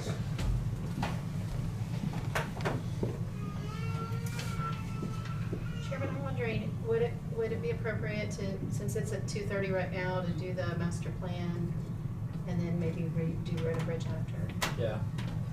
Do we have somebody, do we have them here? Sorry. I believe that's. Gotta send you back downstairs. Hold up just a minute. Hang on a second, Bryce, we're looking at, gonna move somebody ahead of you just a second You here. got a call or Master two or plan. three. Yeah, we have a couple of callers on Yeah, there, so. but you may have something, do you have anything for this? What's agenda that? item? Corps of Engineers. Master plan? Master plan? Nope. Do you want to listen? Can. Got them set up at a certain time, is that the deal? Sorry. Okay. Thanks, Dave. What are we supposed to do, call in or anything, or? No, I sent them the link, so they may be on, you just need to ask Yeah, if so there's there's a anybody couple on. callers. Okay. Yeah. Is there anybody on the call from the Corps of Engineers? He's talking now. Okay, go ahead. Yeah, this is Jeff Mack from the Corps of Engineers. You do have several of us that call. We have Army computers that won't necessarily let us all use the go-to-meeting link, so we're not on like a web base. At least not all of us are. Some of us can call in. So I'm not sure who all called in. I work in the Tulsa District Office, Chief of Natural Resources and Recreation section. We have several others that were supposed to call in, and let me see if they made it. Eric from RPEC, were you able to make it?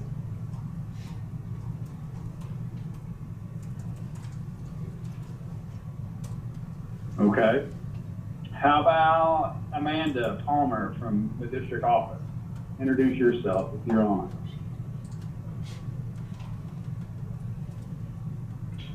Hey Jeff, can you hear me? Yep. Okay, yep, I'm here. We can hear you too. All right, Ken Singleton, if you were able to call in.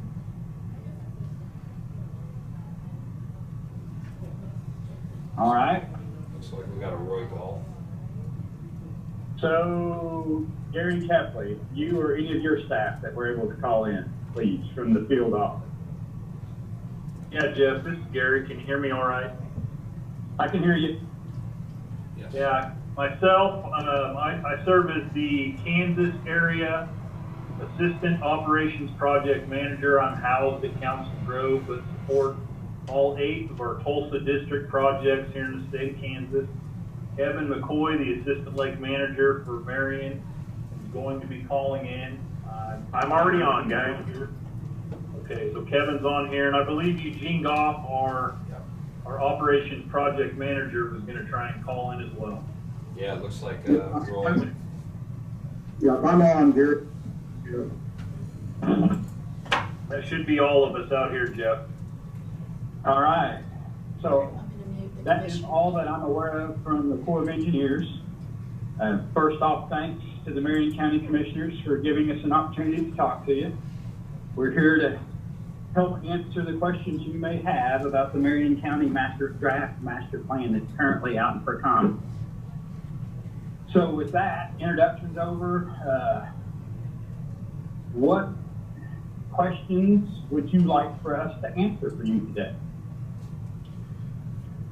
Number one for me would be, in the next 5 years, what is planned for the Marion Reservoir?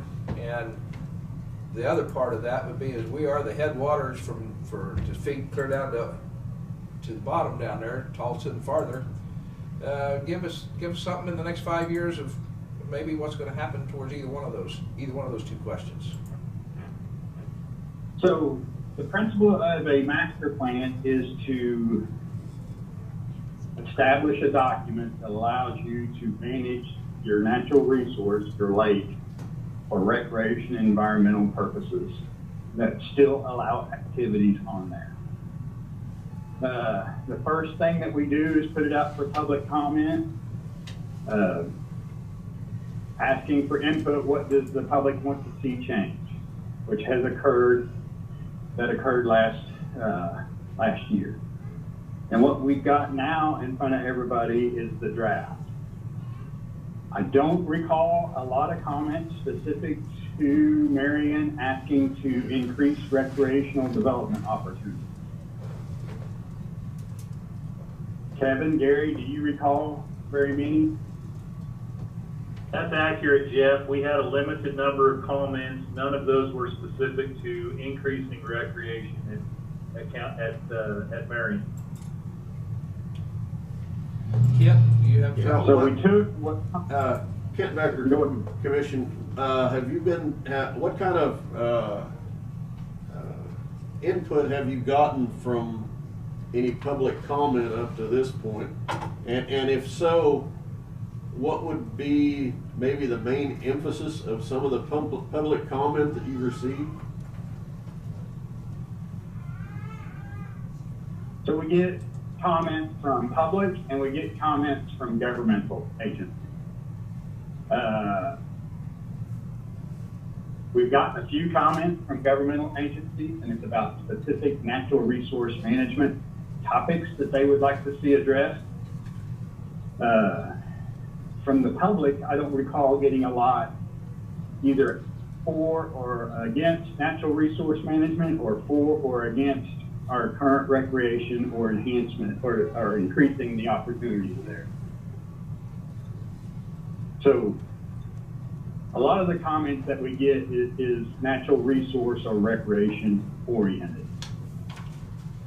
Okay, that's a very large document to get through, and I apologize that I haven't been able to get all the way through it, but, of course, you know, some of our big issues, the last couple of years has been, well, there's more than one, but, the 2019 flood and the impact that it had on recreation, but it also in the infrastructure out there, which some of it still hasn't been repaired.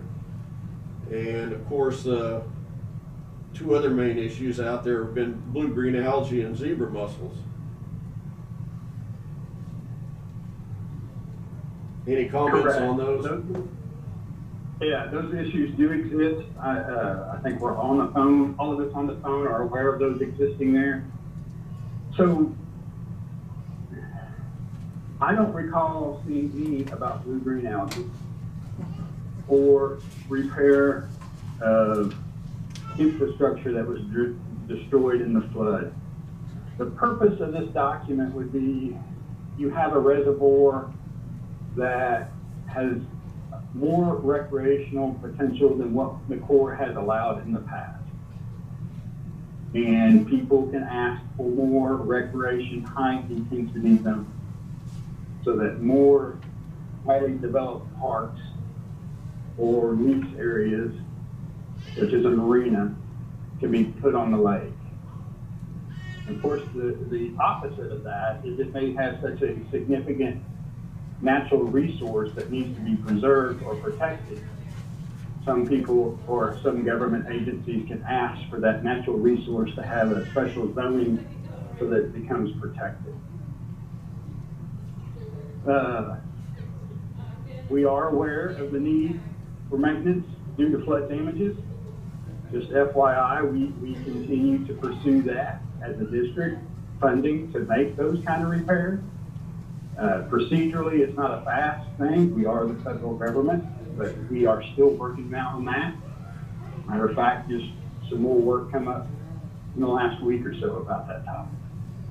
So, still trying to get it. Unfortunately, the federal government isn't an endless pot of money to be given out, but we have not dropped it as an issue that needs to be addressed, and we continue to work that. Blue-green algae is a little bit tougher. I don't really have a good answer for you that on blue-green algae. Does the Corps, do they have access to any of the COVID-related type funds or anything like that? Or being that you're a governmental unit, you're just left out of that, or how's that work? So we do have access to CARES Act funding. The CARES Act is very specific to COVID, and then it relieves effort from either federal employees or the public to potentially spread COVID. A good example of what I'm talking about is where we would go around hand collecting cash from somebody. We can now go buy automated feed under the CARES Act, and it would pay for it. Where we used to touch cash, we can buy tablets with credit card readers and have people swipe a credit card. Those type things. But no, unfortunately, it does not fit flood damage repair, unfortunately. It's a great suggestion, but the technicality of it is flood damages from 2019 really don't qualify under the CARES Act. In regards to your recreation question, would the number of attendants and stuff that we have out there in our camping areas, wouldn't that sort of dictate whether you build more? Because you did build a very nice facility over there on the last bunch you built was very nice, and I wouldn't if what if it Cottonwood 3 or Cottonwood Point? Yeah, the new add-on. I just would think that if we was full all the time, wouldn't that dictate that we were demanding more? Right. If you're full all the time, that indicates that the public loves your facility and they would probably use more. So I'll defer to Gary or Kevin is there any plans for any recreational development from either the Corps or a non-federal government partner? I'll take this one, Jeff. This is Kevin. Thanks everybody for listening in, and you've got some great questions. On all of them are aimed directly at the master plan, but they're all really good questions. Currently, right now, from the comments that were received on the master plan, we didn't get a request to increase, say, the high density recreation areas, thereby wanting additional campgrounds or anything along those lines. Currently, as you guys were discussing amongst yourselves, the Cottonwood Expansion was finally completed in about 17, when we came online with the last few components of that expansion. And although it's doing well, it's by no means full all the time. We average about 40% capacity on normal weekends. Last year was the exception with the coronavirus concerns and things people had. We had a lot more camping use last year than we have, since the expansion has opened up. But none of the comments were received that wanted additional campgrounds or additional infrastructure increases. Okay, well, thank you. Thanks, Kevin. And for the county commissioners, I do have a tip. You're right. There's hundreds of pages of documents to go through. Probably don't have time to read that all, but I can narrow you into a very specific part of both those documents. In the master plan section, there will be a set of maps. In that set of maps, it will show you what we plan to designate as recreation high intensity and all the other various zoning classifications that we have. I don't remember specifically how many pages those are, but they're just going to be a handful for the whole lake. And you can go take a look at that, and that will show you what we propose to do. Okay. As far as zoning and stuff. But that will narrow it down to just a handful of pages to look at. They're just maps that are keyed, so you'll know exactly what we're proposing to do. Yeah, I think that's what most of us need, just to get to the general point that you're looking at, so we can make some comments then. So on the master plan, this is Jonah. On the master plan, it would be the time for the public to bring up their thoughts on a marina or UTV trails or parking for more non-improved areas, stuff like that. Yes, this is the time that we would be looking for those kind of comments. Okay, because those are comments that I've heard, but nobody's here to make those comments. Yeah, and we would prefer them if we have a web page, it has a comment form on it, and you can complete the comment form and email the person identified on that web page. If you don't have it, I can make sure it gets forwarded to you. I know I sent an email to you originally, and that's what generated the comments, but right. I can make sure the web page gets back to you. Okay. Any other commissioners down there? I had a comment from some hunters wondering to know why Marion does not partner with Ducks Unlimited when it comes to managing the north part of the lake that seems to be hunted quite regularly, and when they do partner with some of the other lakes, that's whether in Kansas or out of Kansas, to get some management of waterfowl, I guess you'd call that.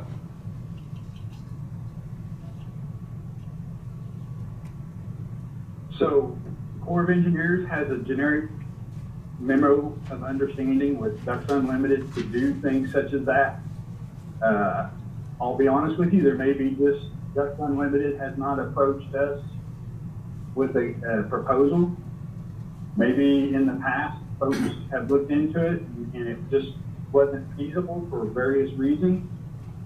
Ducks Unlimited is a good natural resource agency, a good partner. They do great things for us. I'm not sure why there's not one at Marion. So Jeff, This is Gary. I believe that the area that the commissioners are specifically speaking to would be a portion of the wildlife area that is under license to Kansas Department of Wildlife and Parks. Those type of partnerships, the state, we can't speak for the state, but those are always partnerships that the state's encouraged to be a part of, encouraged to engage with those outside entities. But the local management is not specifically dictated by the Corps in that sense. If that, so I'm not sure if that helps answer your question at all or not. Those are conversations that we continue to have with the state at the state level to encourage that stuff. But ultimately, based on what their management goals and objectives are, would dictate to what degree, whether they partner with DU or a Quail Unlimited, Quail Forever, Upland Federation. So is Wildlife and Parks, are they still managing all of the property that the Corps has under all the way up north into the drainage? So the property that you say north end of the drainage, and what comes to mind you got would be up by Durham. Yeah, you got Corps land that runs all the way to Durham. Yes, that's correct. So a good portion of what would be considered north and west on the project is licensed and managed by Kansas Department of Wildlife and Parks. The Corps typically tries to partner through real estate agreements, other state entities, management agencies, in some cases Fish and Wildlife Service, in some cases Kansas Department of Wildlife and Parks and their State Parks Division, to help provide that diversified management, the diversified recreational opportunities that the projects, the resources on site can and should be made available to the public. So yes, the state does still manage that property. Those maps that Jeff mentioned in the master plan, those maps will show both prior zoning, if you will, zoning of the land classifications, changes that have been proposed in this current action that's being undertaken, and those changes, what that would look like if those go into effect now. There will be areas on those maps that directly coincide with the real estate license, the real estate agreement with the state agency that would show that those properties, that property that is specifically managed or classified as wildlife management. Okay.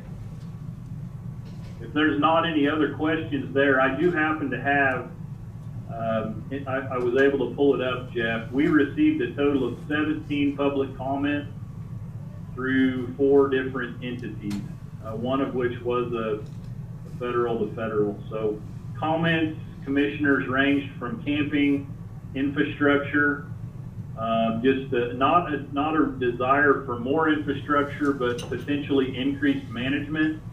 There were some comments about boating docks and increasing, replacing docks and things like that. There was one in here, a comment about the reservoir name versus the county lake name, park names and coves, park management itself in terms of the maintenance. And that comment most notably spoke towards some of the flood damages from 19 that you spoke of. Most of the recreation related comments were on maintenance type things. Kevin touched on it just a little bit, and I'd like to elaborate. What oftentimes, even from my seat, sometimes I forget is the federal reservoirs are here, one, for flood control, number one. And there's always a plethora of other congressional authorizations for why the reservoir's there, but recreation is oftentimes, it's a byproduct. It's a side benefit to the other things that we're required to provide. That flood risk management, the water supply, the water quality downstream, in some situations, fish and wildlife management, endangered species and things like that. We provide that service, but it really does not it makes money because we leverage those opportunities for you folks in those communities. But what dictates in many cases from my seat as a manager how much additional development I could make is how much is it costing me to operate that which I already have. What we've seen in the last number of years is a significant increase in our contract expense. It's just the price, if you will, it takes to do business. Hiring someone to mow the grass, to clean the restrooms, to spray weeds and things on the roadside. In many ways, that also dictates not just the carrying capacity or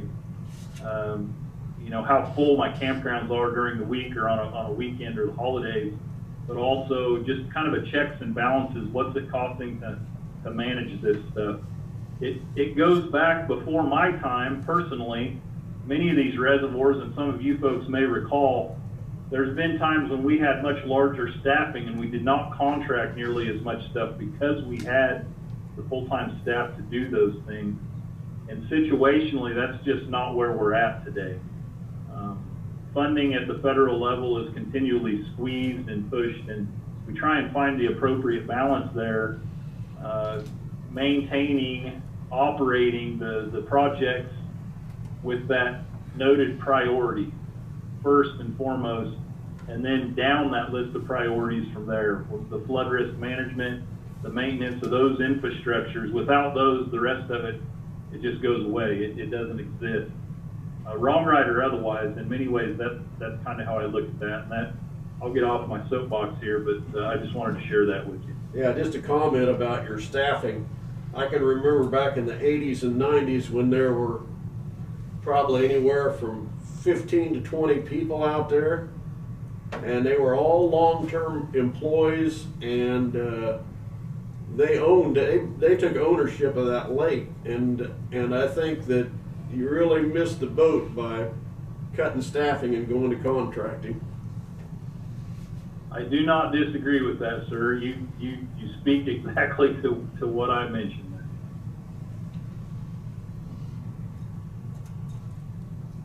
there. The only other thing that in reference to flooding, in the 2019 flood in Marion County, and I'm not going to point the blame at your folks because I don't know the actual answer to this. I think I heard it, but I'm not for sure.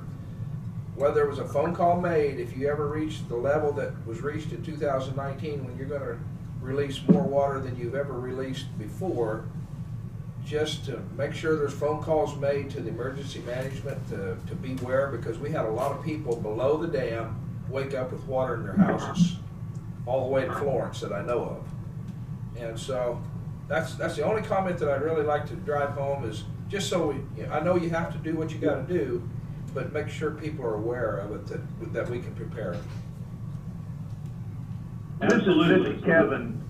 Yeah, this is Kevin, and I want the commission to know, yes, those phone calls are made not just locally to the sheriff's office or to the emergency management agencies in Marion County alone, but on down the river to other counties as well. Yeah, to make sure that make sure that the communication is open so that those individuals and those agencies can get the word out as well.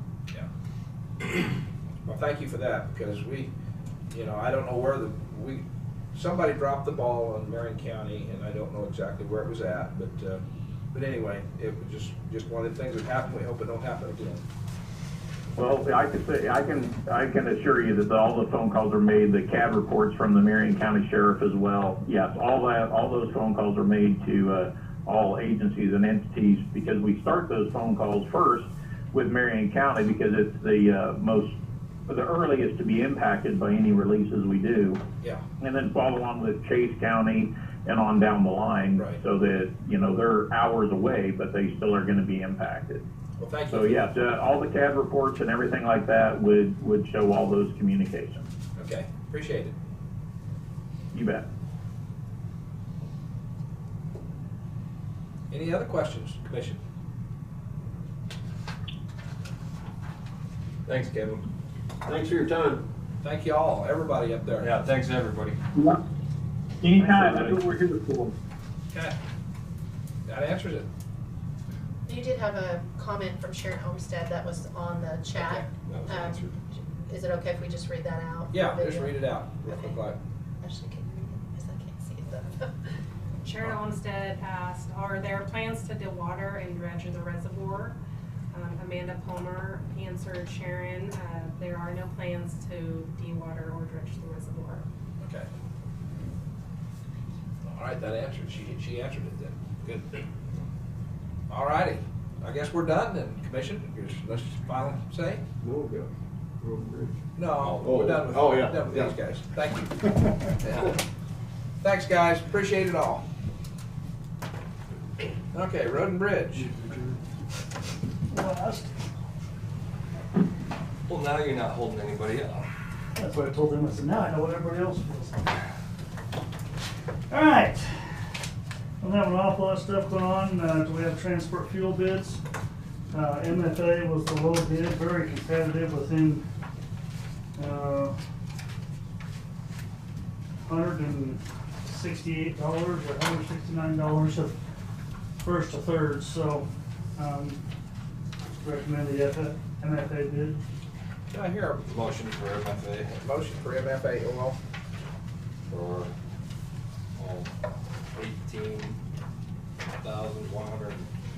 $18,108.80. Okay. I'll take a second. I'll make the second. I'll make the second, but I will read. MFA's oil bid was $18,108.80. Let's see. Cooperative grain was $18,263.20. And EPS was $18,277. So I have a motion on the floor and second. All those in favor of MFA oil say aye. Aye. Aye. Anybody else opposed? Same side. Nope, 5-0. MFA oil. Go ahead, Bryce. Bringing up the discussion from last week on the cost share percentage for Nighthawk Road. I heard Tina, I think it was Tina gave the breakdown of capital improvements, so if you wanted to make any changes there, we've got four letters of recommendation sent in so far. So 5? Okay. Getting back to percentages. 25%. We were at 25% before, when we were kicking around. And What's that? What was the route? Indigo. That's what I thought. Yeah. You sure? Yeah. This is on Indigo. Oh, did I say or- no? I might have said no, I'm sorry. Okay. You did. One of them, Indigo Road, yes. Anybody care to go up a little bit on that? Go up to 30 or 35?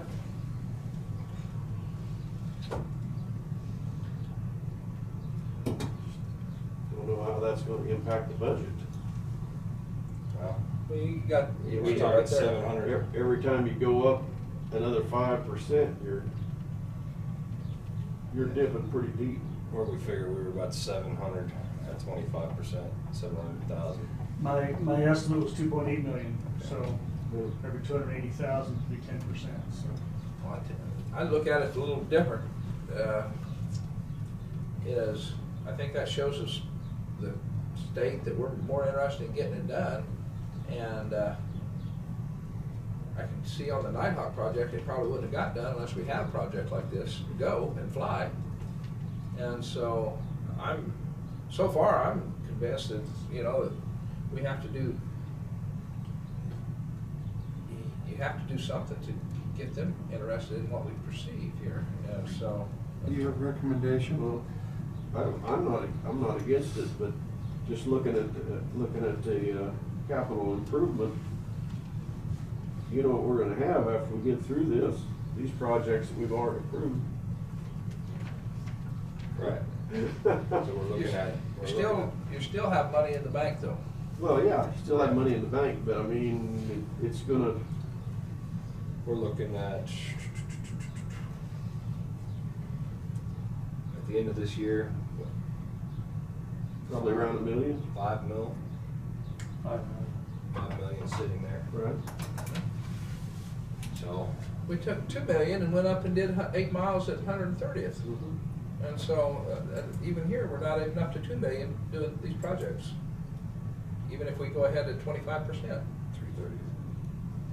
3/30th, yeah. Yeah, I think he said something too. You said 1/30th. Oh, 1/30, 3/30th. Yeah. Like, I don't know. Just matters. No, 3/30. That's a damn road someplace. So, I wish I had it. I'm not against it, we just need to be able to budget it. We got 1.2 coming in, expected. That's pretty well. I made one for you. With Oh. other projects and NICOP. Yeah, that's gonna be. But that doesn't mean that we don't spend now, I mean, what's it gonna be next year? Sure. and I don't know how many of you have driven it. I'm concerned about through 2 Yeah. years from now or 3 years from now, if nothing's done. It won't be any good news. Yeah, so. So what's your proposal? 2.8, so with the depth reclamation in it? No, that is just a 3-inch overlay. If we do the full depth reclamation, Yes. we're probably gonna be adding, as much as 5 inches of asphalt. There's a program or whatever else, the design calculations, depending on that's what you do. The absolute minimum would be, like on Nighthawk, we're doing a double chip seal, and that's the absolute minimum based on not a large amount. I mean, it doesn't have near the traffic that this one would have. Yeah. And that's the big issue, is that's the other thing, you don't wanna fix the base and then not put enough up on top, because then you'll be chasing it too. Just the way that road is kind of buckled here and there, is it not beneficial to do it at least some areas where it's capsized so quickly? I think from what I'm looking at, most of the areas that are of the huge issue are isolated in certain stretches, where what we faced on Nighthawk was basically systematic all the way through there, varying cross slopes, depth, everything else. We have a good cross slope and something to work with here. Okay.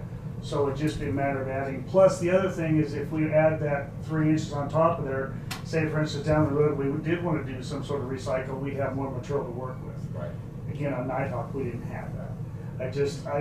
I think the full depth reclamation, You don't think it's needed? no. Okay. You know, I just saw where some was buckled and that was part. Well, and I think the other thing is we had talked about is going there and actually doing some isolated patches in those areas, find out what's underneath it. Maybe there's a spring coming up. It's just a matter of getting rid of the water out of the road and maybe French drain or something to that effect. But Okay. we won't really know until we get down in What there. about you doing an overlay? How does it meet up to the bridges? I mean, does it? We would have to figure that out. Now, typically they do in the past is they will mill in and out of them, but I believe, How many inches can you have on it? well, that's what we have to figure out. Typically, we will thin them out, getting up to the bridges or going across the bridges, because you don't want to have to add the dead weight. I haven't got to that point yet to determine that, but it'd just be a matter of, you'd want to mill in on either end anyway to provide a good transition. Right. So the milling machine would be there. Some of them could probably use some vertical control coming in and out of them. But the other thing is those bridges are already probably 60 years old. I don't know if it would really benefit much more by doing that if they're getting towards the end of their life expectancy. And then once we get to that point, then they would raise the bridge up to meet the appropriate grade. But we could do a little bit overlay on top of it. I really don't know what's up on top of the bridges now, you know, so. But yeah, there's more we could do that way, but I just, you know, the other thing is by the time we get this thing, if we do get this project going, you did want to do full depth reclamation, we'd be running into the same thing we did at Nighthawk last year, was that with your time frame to get this stuff done, it pushes into next year. A regular overlay does allow it to get it done this year, hopefully. I can't imagine, there's like 26,000 tons or something like that somebody wouldn't want to tie onto that at the end of this year to fill out their year. So.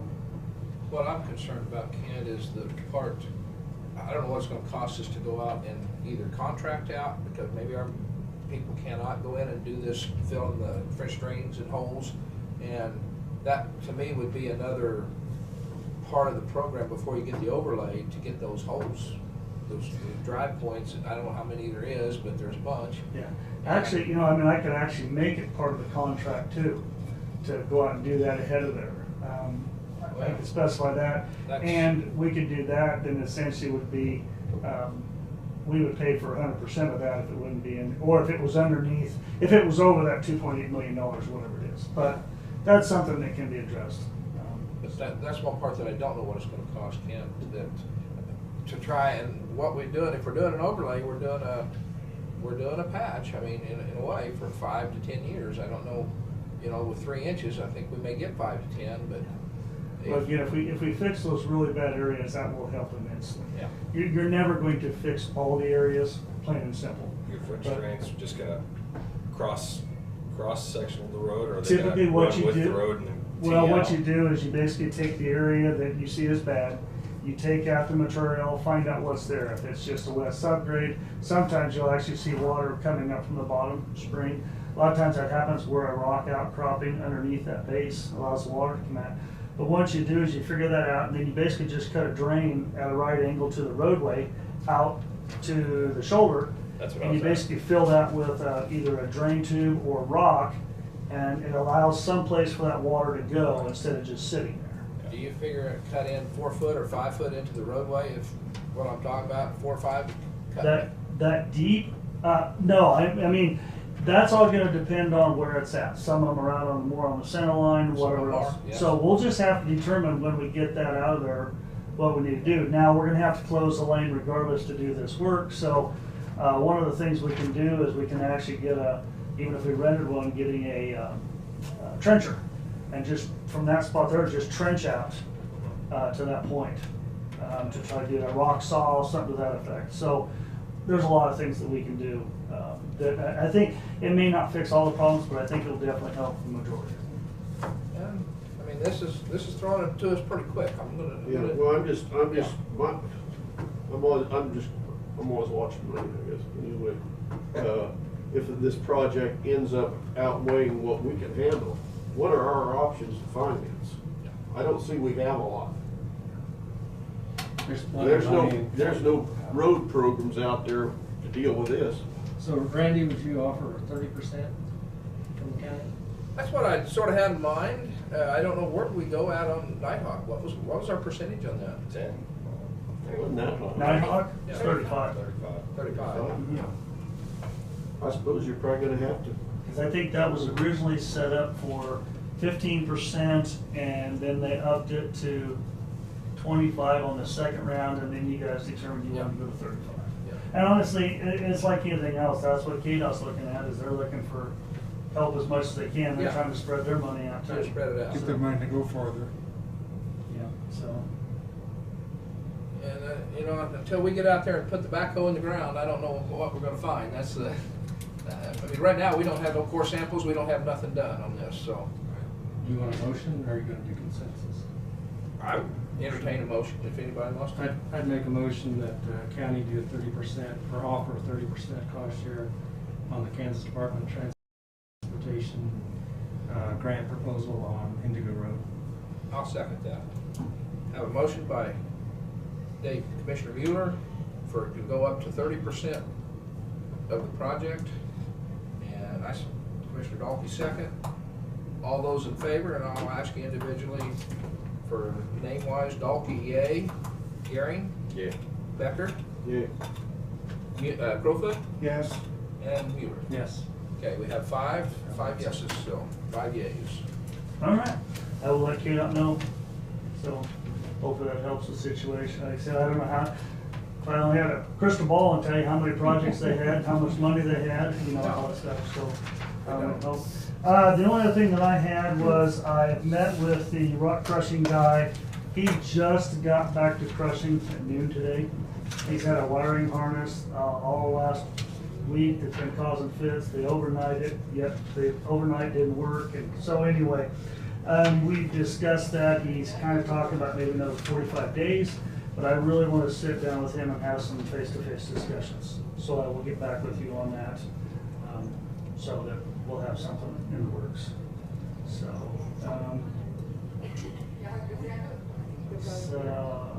Got FEMA, I met with FEMA and they requested a little extra information. They want copies of, or they want pictures of now all the equipment who are involved in that. So I need to go out and take about another 40 pictures. Just telling you. So anyway, I'll get that back to them as soon as I can. And so, On your first question, though, what was your first question?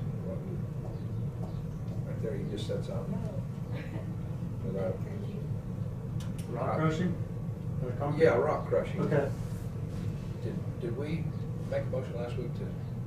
You wanted me to get back with basically you would pay that as long as we had an agreement to get a deadline to have it done and stuff to that effect. And like I said, that's what I'm trying to get to finalize with him. Okay. So that I feel comfortable with it too. You know, he's just beat. But you know, he's like everybody else. I'm trying to get the work done, make everybody happy, and he's got to go elsewhere. But hopefully by next week I will have that. And I haven't followed up with Gary Eatonbrook either on that, basically because of the same issue. Okay. So, You're still working on it. Yep. Good enough. Yep. So, other than that, any other questions? Yeah. What about the hard rock we've been stockpiling? We're going to start spreading that stuff? We can. The main thing we're looking at is that we're trying to get to the point of doing some light rebuilds. We can put that on there. And the other thing, it's been so wet to try to put this stuff down. We want to make sure that we do a little work on the road before we get there, even though we may not do a total rebuild on it. Yeah. Surely there's some roads that we wouldn't have to do much to put some of that on, because I'm getting a lot of comments now. How's come that pile's sitting out there? We want that hard rock. Well, take a look at it. And that's the problem, is everybody wants the hard rock. That's where we're trying to figure out where to put it. At least we have it here at our capabilities. Maybe there's places we can put it in spots that are better. You know, we just got so many roads to work on too, and we got drainage issues. I want to make sure, especially drainage issues and stuff like that, are taken care of before we put that rock out there. Because then we. But I mean, if there's some candidates that are like a mile or two, like we did before, why not just go ahead and do them? Well, and if you look at that, I mean, in the past we've put about 1,000 tons a mile on rebuilds, so now we're still only talking about rock for 2 miles. So I mean, just putting that in context. So, but I totally understand. We're just trying to find those roads that we put that hard rock on have not softened up. They performed better. I will better. Yeah, I will agree with that. But again, we look at the idea of where's the best place to put it to get the bang for the buck, the most traffic, and things like that. So we definitely have more needs than what we have material. So. Yeah, and I'm sure that, you know, going forward, we're going to have to contract. We're going to have to contract that stuff. Yeah. And the other thing is, we obviously wanted to be reworking roads right now if there's crushed concrete. And that's holding us up too, that we can put this crushed concrete out there and then put this rock on top of there, not put near as much out there, and get a much better performance too. So, yeah, there's a lot of things waiting on that. You can start pulling the crushed concrete, right? We have a little bit, but it's just the idea that we can go through what he has there so fast. You know, so. Gotcha. And I've actually talked to local truckers too, that when we get to the point of rebuilding roads, and for instance, if they're several miles long, they just contract with local contractors to get it, because they can haul a lot faster than we can. So looking at that too, but we just haven't made any decisions. And this weather hasn't been real conducive lately either to be working on that. Did we include anything for trucking for this year's budget? We just the same amount of money that we typically put in there.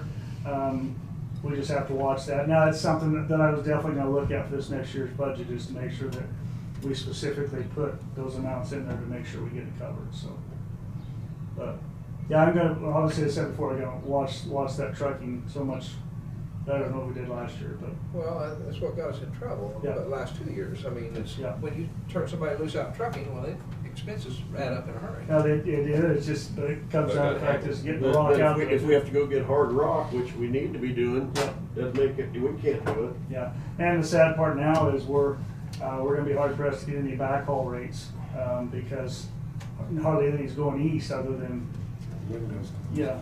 So, but anyway, we'll continue to work on it, find those places to go, and thank you, Bryce. All right, thanks. Hey Bryce, do you have time Friday morning? I'm gonna be over here anyway to meet with Sharon like at 9, like at 10:30. I need to catch up with you. It's a date. Right, okay. Works for me. You buying lunch? Rarely do I get a good yes on something like that. Hey, you're the man. All right, thank you. Do we have any other administrative or anything business to finish up on, or, no? Okay. Brad? I do, but you never asked. Oh, okay. Only 45 behind. This is for really first reader review. It's not been particularly complex, but covers the base on what we had talked about in terms of prohibiting private repair on public property.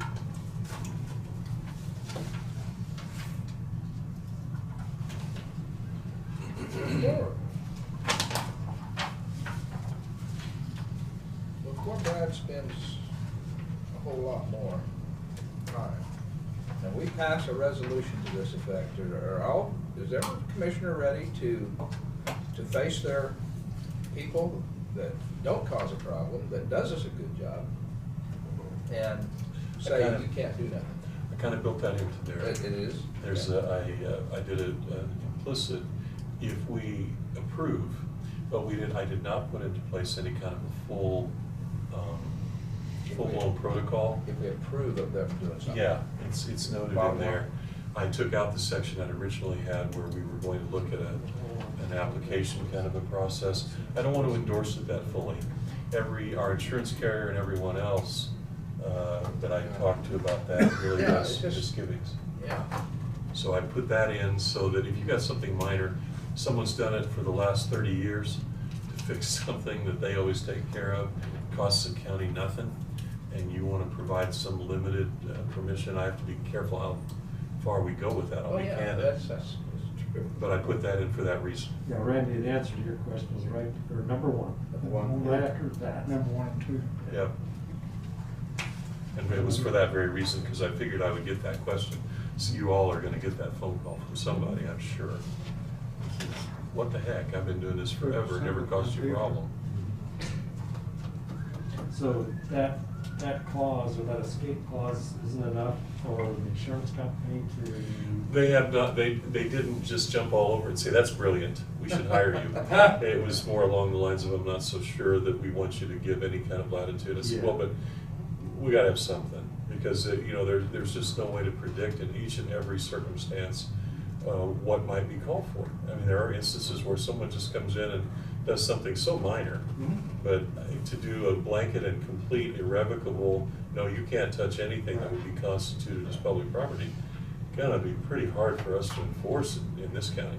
The cases I see are one where it's just the one landowner at the end of 1.5 miles, the whole dirt on the other side, chain line on a through road, that you get a private individual doing work on a road that's heavily traveled. Yeah, that's where the big, and so I looked at, I played with that a little while, but that's really difficult. That's awful. Yeah, to do and to define. So I thought, well, I'll do it as a general prohibition, which will make the carrier happy, with a very limited wiggle room for us to say, that's okay. We allow these small things, because the risk versus the reward is minor, relatively speaking. So. I mean, you're still gonna be the ones, well, you approved Joe, but you don't Yep, Paul. we're still gonna get that, and there's no question about it. And I don't have a solution yet for how we word that in such a way that we can always cover every situation that's gonna arise. But this at least gives us a little wiggle room. But I do like having a resolution in place to stay in that path. Because that gives all of you that coverage to say we've had problems, and so we had to do something to regulate that. So for your individual and personal liability as well as our own, and to make it clear to the public as a whole that you don't get to do that just because you feel like you've got the time and you think you have the expertise.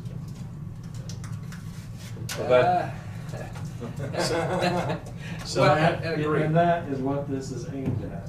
Well, and right, and agree.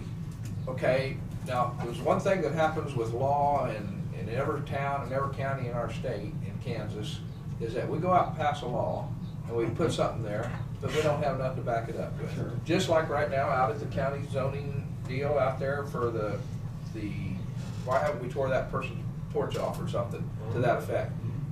What I'm getting at is, does this? Yes, it's in there also. We have the ability, because in a public setting, it is trespass, period. And so it's both civilly and criminally prohibited activity. And I noted that in there, and I just reserved the general right for us to prosecute. So we go hand it off to our county attorney, or if they don't want to handle it, we have the ability in a case like this, because it's our property. Okay. That porch is on private property, Okay. and yes, it is impinging so that the next door property owner can go and do that civil case, but we don't have a criminal element to that. That's an administrative violation. Okay. And yes, we could still go get them, but like we've talked about, the expense of that is hardly worth it. It just seemed easier to do a deed restriction. Okay. Thought about it. Yeah, okay. I'm just touching bases Yeah, here. no, it's those are good questions I to like ask. to put you under the pressure. Yeah, that's fine. I'm sitting close to you too. Not much pressure, you've been firing them right. I know, yeah, you've been doing good. Have answered for every question Yeah, before okay. you even ask. Okay. Yeah, that one I thought of too, because that's always going to come up. What are you going to do if they do this? Well, Okay. we've got an answer for that. All righty.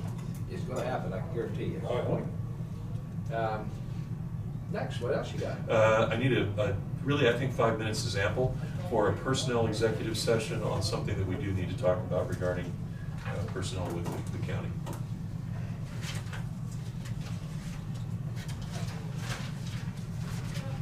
Personnel. And while you're pulling that out, just as an update, I prepared the documentation for our boat dock and fired that off to him for review. I doubt I'll hear back from him, so I'm gonna have to chase him, but I just thought the sooner the better to deal with that. Personnel performance, right? Yes, yes. How many minutes?